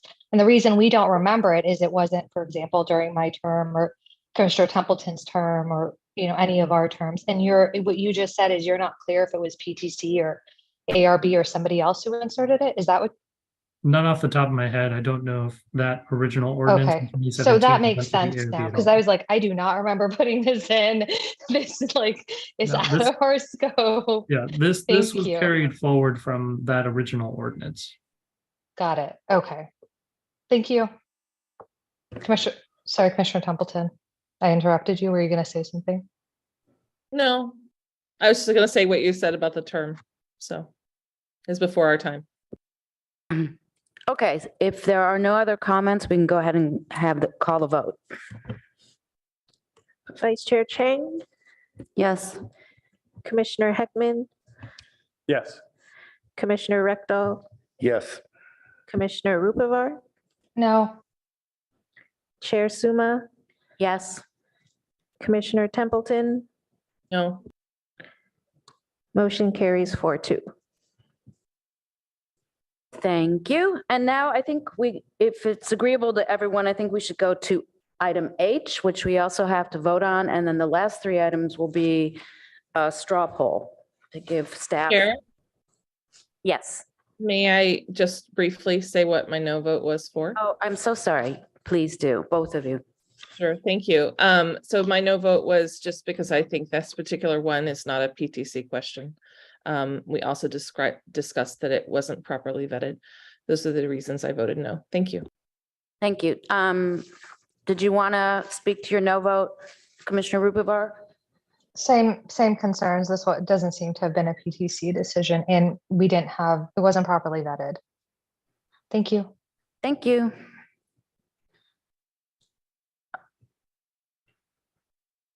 So would you like to do H, colleagues, next, or, okay.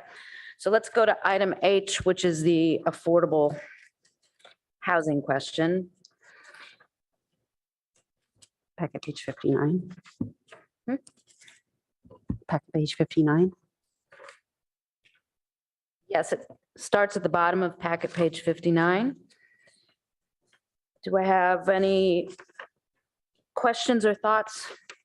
I see that Commissioner Chang. Yes, so my thoughts on this is that,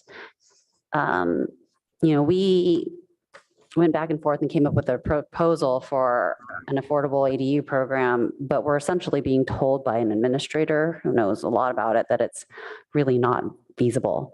And so I think, I know that City Council had asked us to consider, had asked BTC to consider an affordable ADU program, but we're basically being told there's no way to do it, to actually execute on it. So I think I would just say that we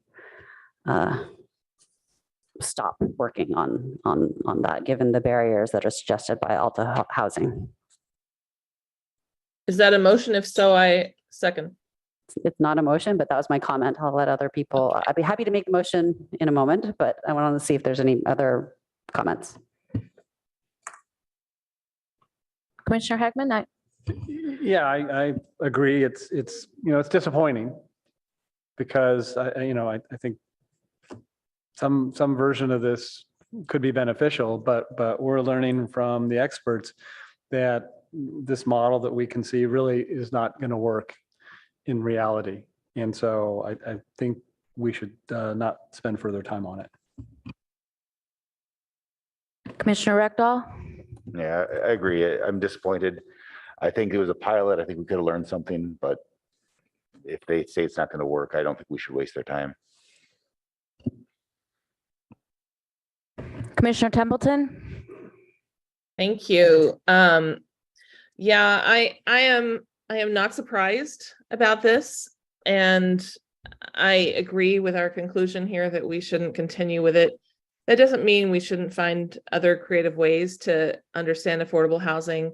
And that includes some of the concerns that were brought up when we were debating this the first time around, which was, what if I allow my elderly parent to live in a space on my property. Is that affordable housing? In a way, it's not, deed restricted, but we have to really understand what the needs are and how we can actually make it happen. So I think while I do think we should agree to discontinue this program, we should also explore other ways to understand and measure affordable housing in our community. Thank you. Thank you. And I will say that, our hope is that this is sort of naturally affordable housing anyway.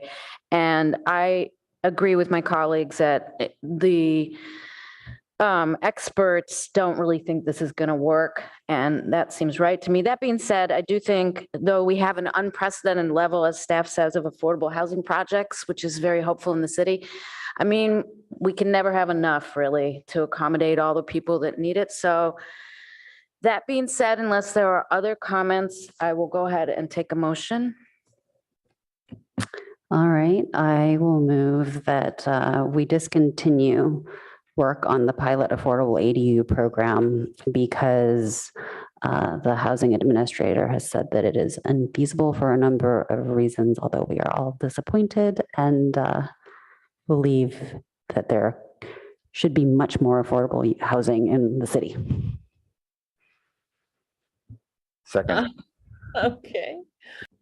Thank you.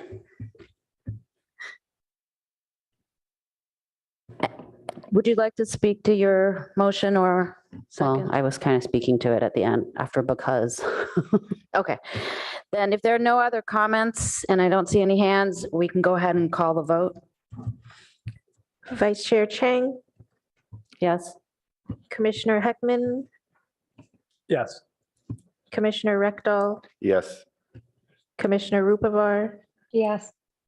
Chair Suma, Yes. Commissioner Templeton, Yes. motion carries 6-0.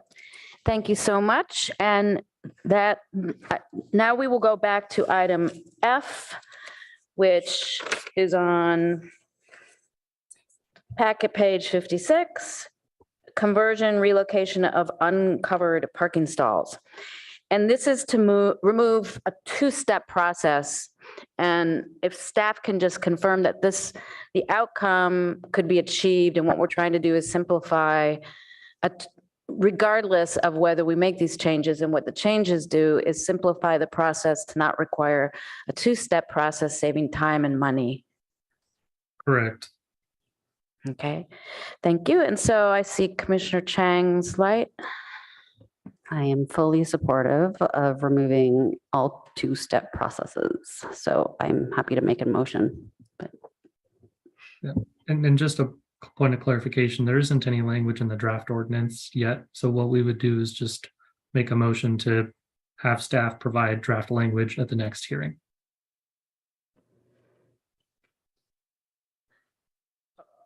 Would someone like to make that motion? One thing that I think is important. Microphone.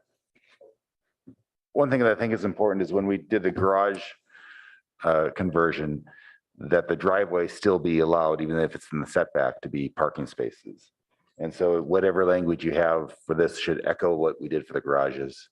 Because I think if you lose the parking spots that are outside the setback, inside the setback still would be a better way of than pushing them on the street.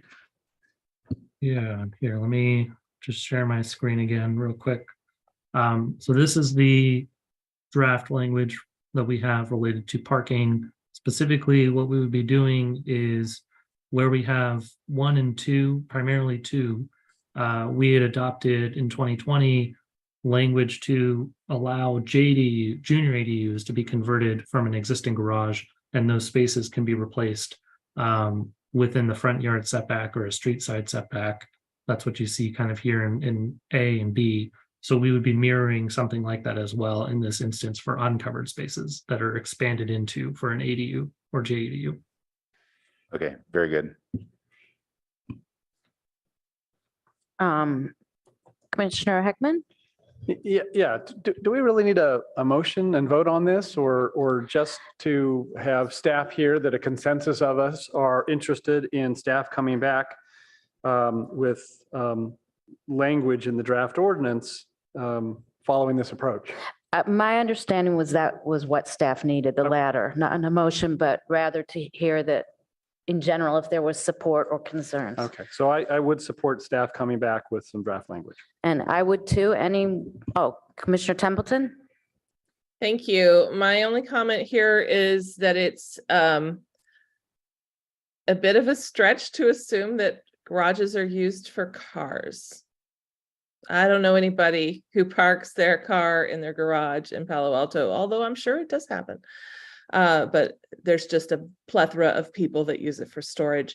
So when I read the language that you had up there, it was all like, covered parking and parking and parking and parking and replacement parking.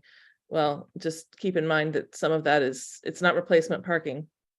And that language implies that garages are only used for parking, which is not true. So I don't know if there's any need to change that. I just wanted to throw that out there that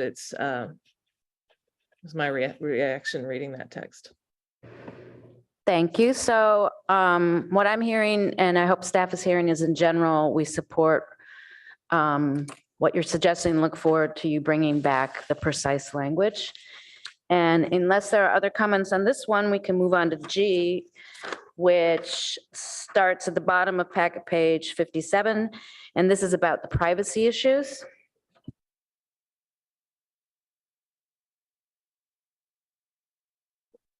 Comments?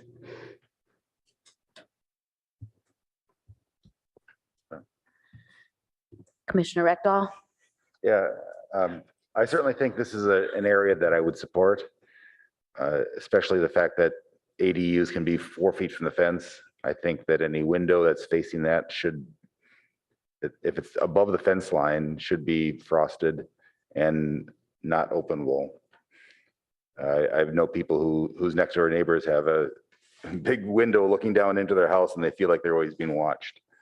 So it's fine, you can have windows, you can have even face those windows towards the fence. But if they're above the fence line, then they should be frosted. Not sure who was first, Commissioner Chang? Thank you, Chair. I also agree with Commissioner Rekdal that the windows above the fence line should be frosted, but I think he said that they shouldn't be openable or not operable. And for that, I actually would like it if there is some way that we can allow them to be, there's certain types of windows where you can open them a little bit and at least there's airflow, but not the traditional sideways sliding window. Commissioner Heckman and then Commissioner Templeton. Ghost light. Commissioner Templeton. Thank you. This might be just for staff to clarify, but I have a window in a room in my house that is above 12 feet. And I can look out it and see the tops of my trees. I don't see into my neighbors' houses.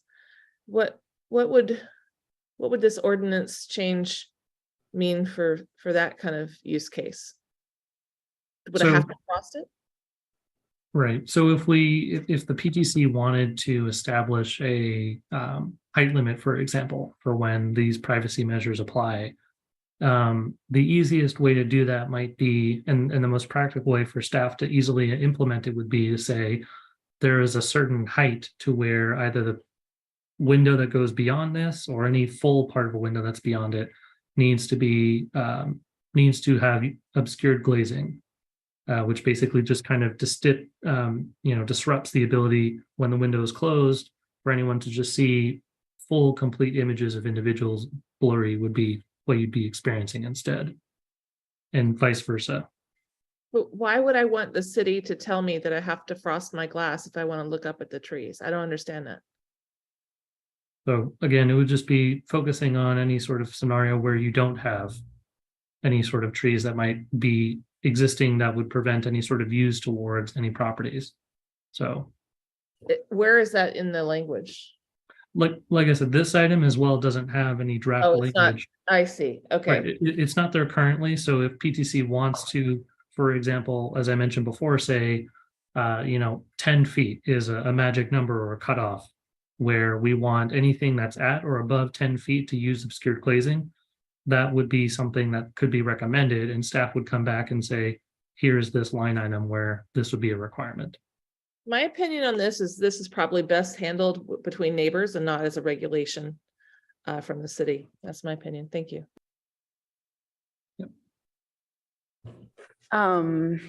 Commissioner Heckman? So we don't have any language in front of us. And while I'm hesitant to layer more neighbor control over what I build on my property, I am open to at least seeing some language.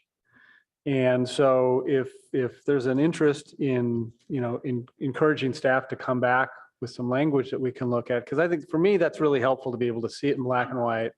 And then I can really wrestle with it more clearly. Right now, it's all kind of vague for me. Well, what would we do, kind of thing.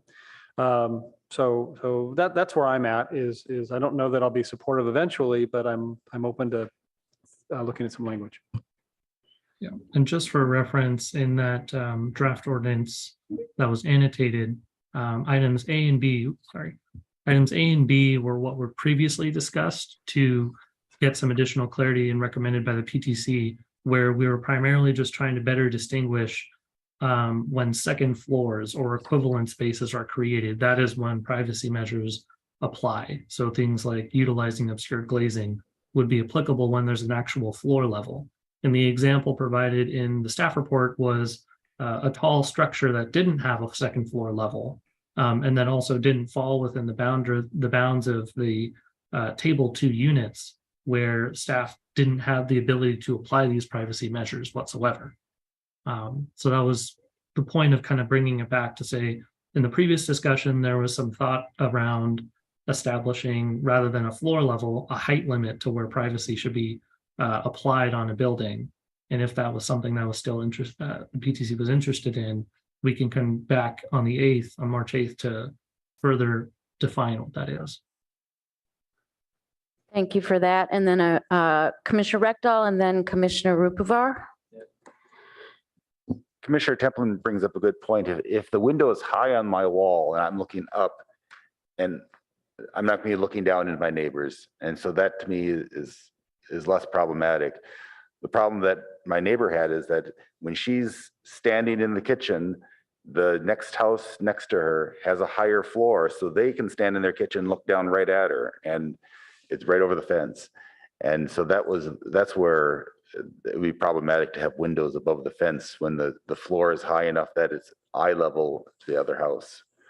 So I don't know if we want to, well, think about this. This is something, because you have both the height of the fence, but also the height of the window within the house, and whether that's going to be a privacy concern or not. Commissioner Rupuvar? Thank you. Yeah, I'd be open to language, but Commissioner Templeton raises a really good point. I just want to caution us around like getting too subjective. I think that I heard something out there. Well, if there's trees, then it's okay in front of Commissioner Templeton. Anyway, I just want to be cautious about that. And second, I wanted to ask Mr. Sauls, have we seen, like, has HCD provided any sort of guidance on this that you're aware of, even to other cities? Because I haven't, or have you seen this in like these types of glazing requirements in any other cities in California? I'll tell you, I did like a full assessment as part of something I did, and I didn't see this in others. I just don't want to set us up for something where the HCD is then going to come back and be like, we have a problem with this. And we're going back and forth. And I think somebody raised, I think it was a public commenter, wasting money on things that HCD is going to slap our hand on anyway. So that's why I was like, is there any sort of precedent, or is there any other instance where the HCD has been like open to something like this before we go down the exercise of putting together language, putting it before us? arguing about it, like putting it up and then being told, don't do this. This creates a barrier to. Yeah, so Translation. HCD hasn't commented on this aspect of our ordinance in the last 2 reviews that they provided. The last one where they more extensively identified items that they felt were issues. In terms of precedent within the city's own ordinance, this is mirroring policies and approaches we take for our individual review applications. So the most objective being application of obscured glazing on a window versus requiring screening landscaping, for example, trees, right? Right, the JDUs and ADUs are different, right? Because they're more ministerial and they're now managed by the state. So I want to like distinguish between what we Yes, do for the depending regular on- and this. Depending Yeah, and on then you table also, 1 and table 2 units, yes. yeah, you said HCD hasn't commented on this. Have you guys put it before them? Like I wasn't aware that this, The entire ordinance was in front of them, yes. So but this, when we this submitted idea this, around glazing? yes, when we submitted this to HCD, this policy, other than the minor edits that you just saw in the draft document I showed you, that policy effectively was already in place or was adopted in 2020. So it's not an entirely new program to say, relative to that ordinance that we adopted in 2020 to say, now we're really trying to change things a lot. It's just more a matter of, do we want to more clearly define when we think privacy measures should be put in place? And if we don't think that that's something that we should do, that's also direction to staff. So the privacy measures, I mean, that changes my opinion. The privacy measures that we're debating right now and you guys are putting language together on, HCD's already seen and had no issues with. Correct. Sorry, excuse me. Language, we haven't presented any language to them in terms of what we're talking about tonight. In terms of, should we say 8 feet or 10 feet or 12 feet is the height limit for when you would need to put in obscured glazing. What our code currently provides and requires is that when you create a second floor level with an ADU, you would need to incorporate obscured glazing on those windows that face towards an adjacent property. That's Okay, what so our on the ordinance- level thing, but not on this, like the height thing, Correct. the So right now, first floor this- height thing, Yeah. Carrie's house. Okay, that's helpful. And Garrett, could you specify if we're talking about where there's an ADU at the 4-foot setback? I mean, we're not talking about something that's 20 feet back, right? It wouldn't be respected. It wouldn't. The way our ordinance is structured right now, it's irrespective of how close or far away from the property line it is. Commissioner Chang? Well, my concern is that the resistance to ADUs, I think from neighbors, right? And now they don't have much of a choice, but it's primarily privacy. And I understand that in theory, to leave it up to the neighbors is a good idea, but that's not really how things work all the time. And if I'm living there and my privacy is being impacted, as I just saw this weekend, because the ADUs are new. So we just haven't thought about all the scenarios. And so I was just visiting somebody's house and they were building an ADU and it's going to be great for them. I'm so happy for them. But because the floodplain things are actually changing because of the likelihood of flooding, their house, but the ADU has to be built higher than their house does. And also higher than the neighbor's house. And so as a result, because it's right up against the 4 feet, there's a situation where if they put a window on that side, I don't know if they have it, but you'd be looking into somebody else's house. And so I think just to make it more livable for all, if staff is aware of situations like this, I think it would be a good idea. That said, I think Commissioner Templeton's point about if I'm looking up at the trees, that's not a concern, right? That also makes sense to me. We want to let in natural light and see the trees and not have it frosted. But I don't really want to see inside my neighbor's house accidentally, right? And I don't want my tenant to, or my grandma or whatever, and they don't want me looking in. So to the extent that staff has ideas about how to solve this problem, particularly given how new ADUs are, and I would like to see, I'd like to see a stab at this. Okay, I'm not seeing any other lights. And I will say that I also approve this, and I think it's pretty standard. As staff mentioned, we already have privacy standards in our individual review. And there are some on page 69 and 70 of the proposed code for egress situations. And so I think that this is a very common thing, and I think it will have the benefits. Commissioner Chang thinks that making people get along better in more crowded situations. Does staff feel like they have enough direction? I think so. Just in terms of only getting further clarification, I don't know if it's worthwhile to ask if there's a clear delineation that we should look at when it comes to writing how tall or where this privacy should be applying. So in the example I gave before, should we be looking at 8 feet, 10 feet, 12 feet, if we want to make a, objective standard at where this should be applicable? And I would add to that a finished floor level. I heard that very clearly, and I'm aware of the code enforcement cases that I get called out on where finished floor matters relative to the sill height of the windows. So, and then how close it is to the property line. These are all things that we could bring back to you with variations.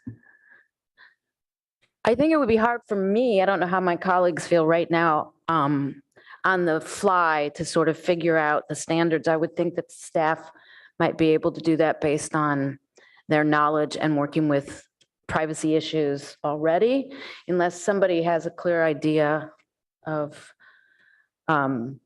specific heights. I think I would rather let staff come back to us with their best idea. Yeah, I don't have a particular anything that weigh in on that point, but I do think that whatever that height is, when you get to that height, that opaque windows are not really the only option. Commissioner Rectal mentioned height of the window can be important. In my bedroom, which is on the second floor, I have a small window that I think starts, as I think about it, it's either 5 feet or 5.5 feet maybe from finished floor, right? So I can look out that window. I can see trees. I cannot see my neighbor's one-story house next to me, unless I step on a stool, I guess, and look down. And so there's a relationship there. Now, if my neighbor had a 2-story, maybe I'd be looking, but they could be looking at me too. And that's kind of a different issue. I think what we're really focused on here is this taller, because we're talking about ADUs, taller ADUs looking down on primarily on single-story, single-family homes next to them. And so I think that's something I'd like staff to think about is whatever height you pick, think about in terms of options of opaque or a window that doesn't let you look in a downward direction for a normal sized human. Commissioner Templeton? Thank you. Yeah, I'm a little worried about reinventing the wheel here, I guess. If we already have privacy regulations for any other kind of house, why are we redoing them specifically for ADUs?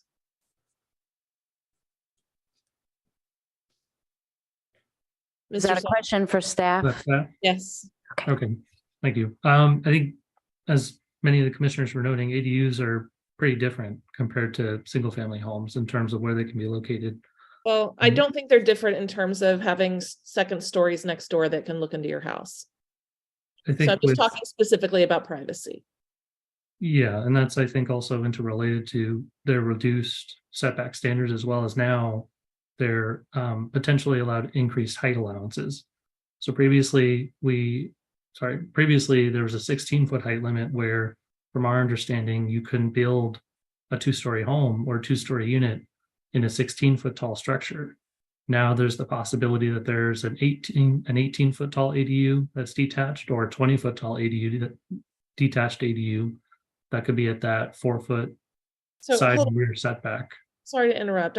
That's beside the point. The point is, if the structure being built on an adjacent property can look into the other into the adjacent property, like the privacy concerns are the same.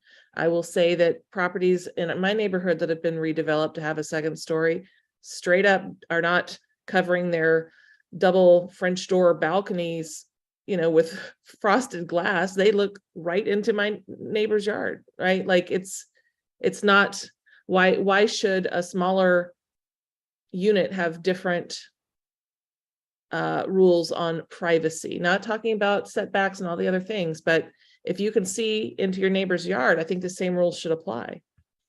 And I guess I'm just trying to figure out why we're having some kind of second standard for the smaller unit. Yeah. So I think, again, every circumstance is unique, right? And we're trying to envision a policy that's applicable to everywhere within the city, where people have varied opinions on what is impactful to them and what isn't. It's not to say, that what someone else is able to do right now should kind of be something that you should be able to do towards them or anything like that. I don't think that's your perspective or what you're trying to suggest there either. No, I'm just saying we shouldn't necessarily have an ADU privacy and any other kind of home privacy. We should have privacy standards that are universal. And I think if we do already have privacy standards for homes, why are we redoing them here for ADUs? And so you don't have to answer that, but that's my my pushback on this item, because it doesn't seem to be necessary. Sure. I would only say that our standards right now more reflect what I think you're interested in. Okay, thanks. Commissioner Chang? So I just wanted to respond to Commissioner Templeton's question about why it's different. And I believe it's different because of the nature of the setback. In other words, if you're very close to your neighbor's house, as opposed to looking at something from the middle of the lot and looking at it from 4 feet from their lot, it creates a different situation. Like my kitchen window looks right, if the fence weren't there, it looks right into my neighbor's kitchen window. And if it's a little bit higher and even closer, then just like with daylight plane affects the light, there's also the visual plane. And so that's why I think it makes a difference, because of the 4 feet. Just to respond to that, my kitchen window looks into my neighbor's window and there is a fence there, and neither of us are living in ADUs. And so I'd like to know why an ADU would have a different standard of privacy than our single family home. And I feel like I'm pretty darn close to my neighbor here. Certainly not 4 feet, but probably, 12. And that's close enough. I mean, we literally can see each other. So the scenarios that we're describing about how it's different isn't really that different. We are looking right at each other. And I think I love the idea of having privacy standards for our city and being consistent about it, because I think it faces many structures, not just ADUs. Thanks. I would say that I don't think the standards are different. I think the intention of the standard is to protect as well as we can as our city develops unwanted situations where people are looking into other people's yard. I think the standards are the same. I think they might need to be looked at carefully with regards to, as Commissioner Chang said, setbacks. That being said, Commissioner Heckman? Yeah, I before Commissioner Templeton raised this issue, I had been thinking the reason we're talking about it is because ADUs can be 4 feet away, other structures can't be. And we didn't design our privacy measures applicable to most homes with a 4-foot setback in mind, because everybody else has a bigger setback. But for example, earlier tonight, we heard an item from an RMD zone where the interior side yard setback is 6 feet. Right, that's the required setback. And I think, people in the RMD neighborhoods have just as much privacy concern and just as much right to protection of privacy. And so when you're thinking about, and I don't know what the setbacks on my house are. I think they're maybe 10 feet. At least it could be 6. Right? Yeah. So why would we have special rules for a delta from 6 feet to 4 feet. So, you would need something pretty compelling, I think, to justify that. Tonight, though, I'm just sort of, rather than putting the kibosh on the dialogue, interested in supporting whatever commissioners might want to see some language and just take that next step. But I think Commissioner Templeton's point is really, really right, that we should avoid having different rules for different circumstances unless there's a real difference between the circumstances. And I'm not sure the difference between 4 feet and 6 feet is a big enough difference to compel its own set of rules. Thank you, Commissioner Rectal. Yeah, I mean, my neighbor that had the problem, that was between two single-family houses, so it isn't just ADUs. But I would say, we should say, what's the best way to tackle this? And if we think we have good ideas, we can roll it into the general code. But I do agree, making one set of rules for ADUs and one for houses doesn't seem quite right. Yeah, I agree. That's why I think the standard is to protect people's privacy and not to pick on a house because of its size. And I think the IR standards on this are actually just guidelines, not law rules. So they aren't very strong. And that's why, and I have seen many times in my experience here in City Hall, where people are really upset because the guidelines aren't enforceable. So I think I appreciate that staff is trying to make a rule here instead of just a guideline. So I'm looking forward to seeing what staff comes back with. If there's no other comments, I'll just ask staff if they think they have enough feedback from us. I think so. Just clarifying that the PTC in general does want to see some draft language. Or Yes, not.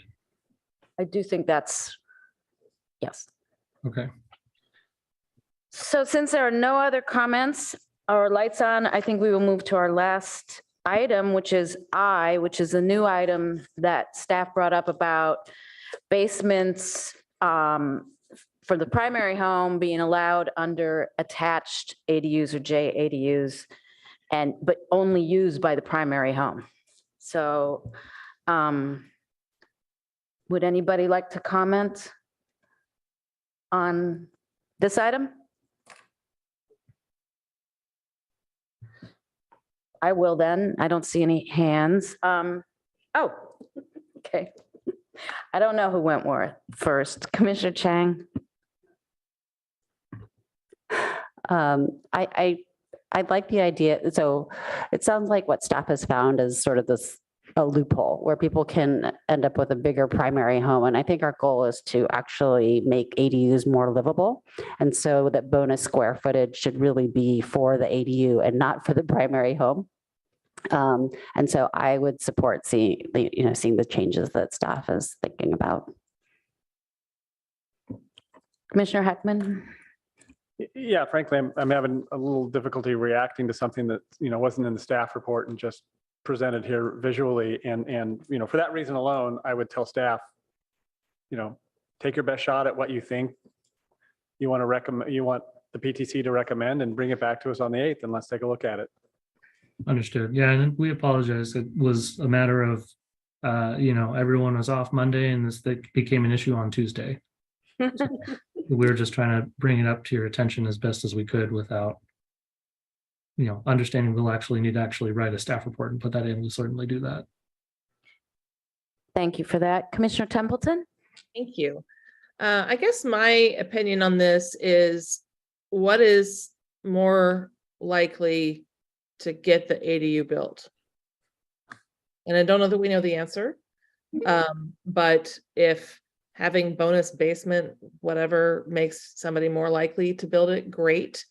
And if having a bigger square footage for their ADU makes them more likely to build it, great. I'm not sure I feel the need to prescribe it. That might be on a case-by-case basis. But if the city thought there was some interest that the city has in how that plays out, I think we should lean toward whatever's more likely to get them built. Thanks. Any other comments?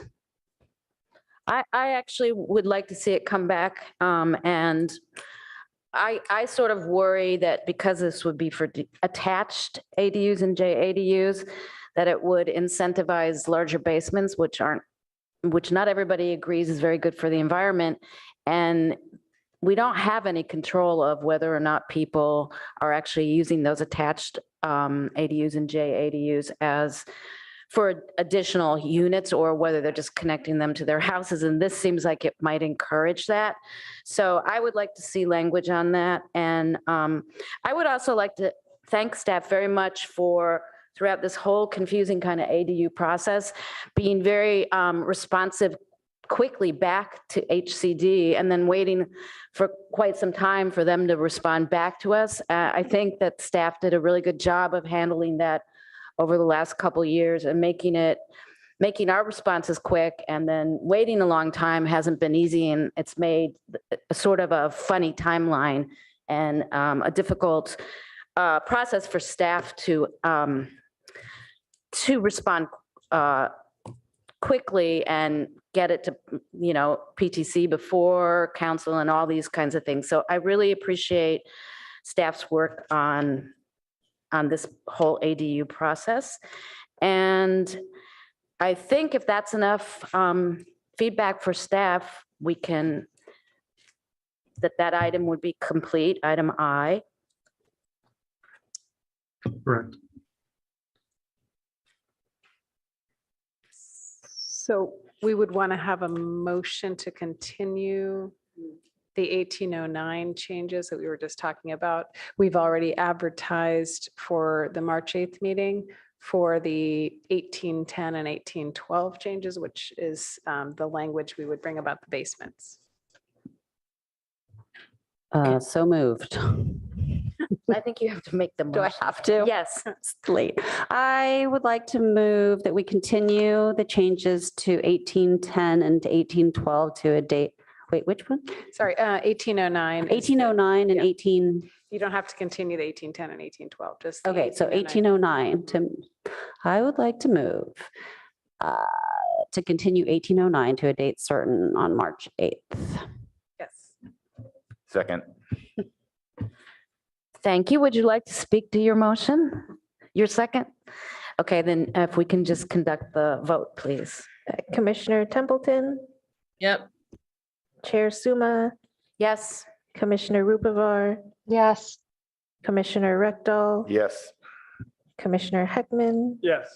Vice Chair Chang, Yes. motion carries 6-0. Thank you so much. We have no minutes to approve, so we can move right on to commissioner questions, comments, announcements, or future meetings and agendas. Commissioner Chang?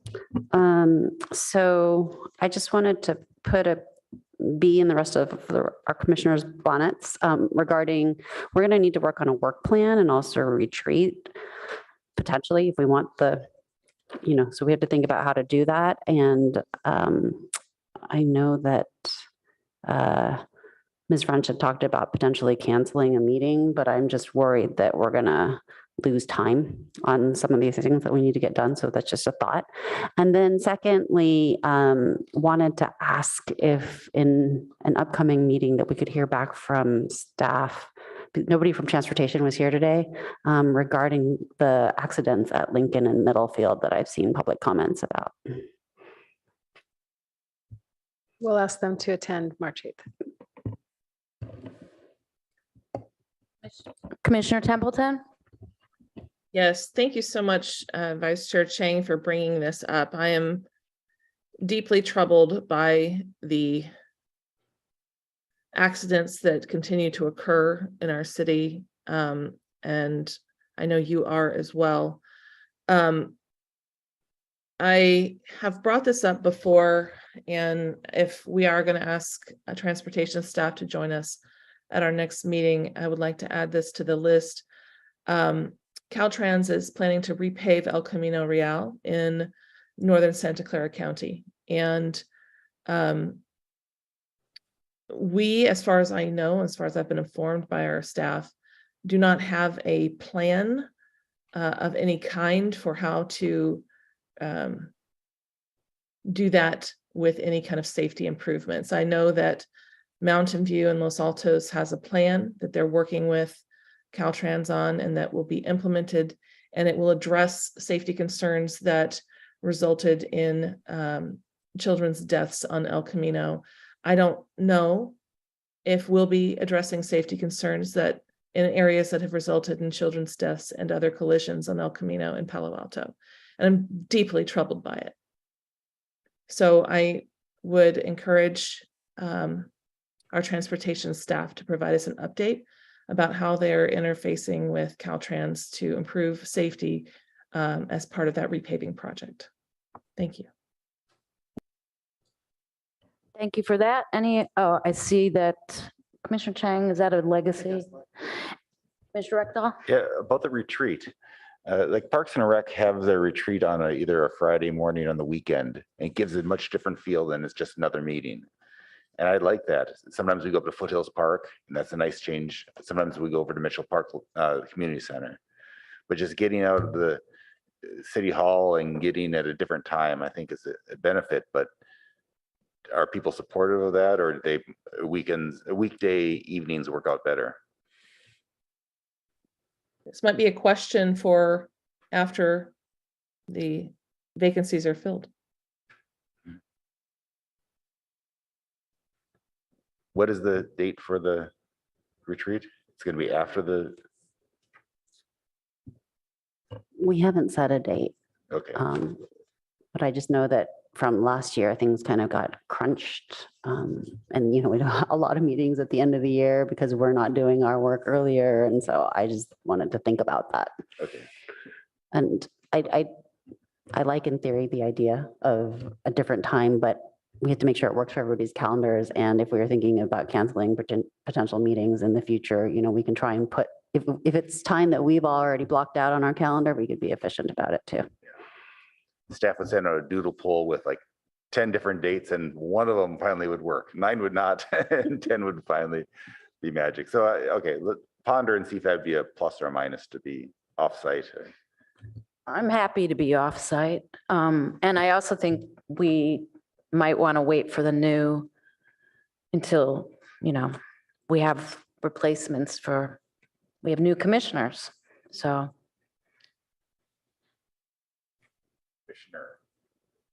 Any other comments? I don't see any hands or lights, so I will adjourn this meeting and thank you all very, very much at 10:14.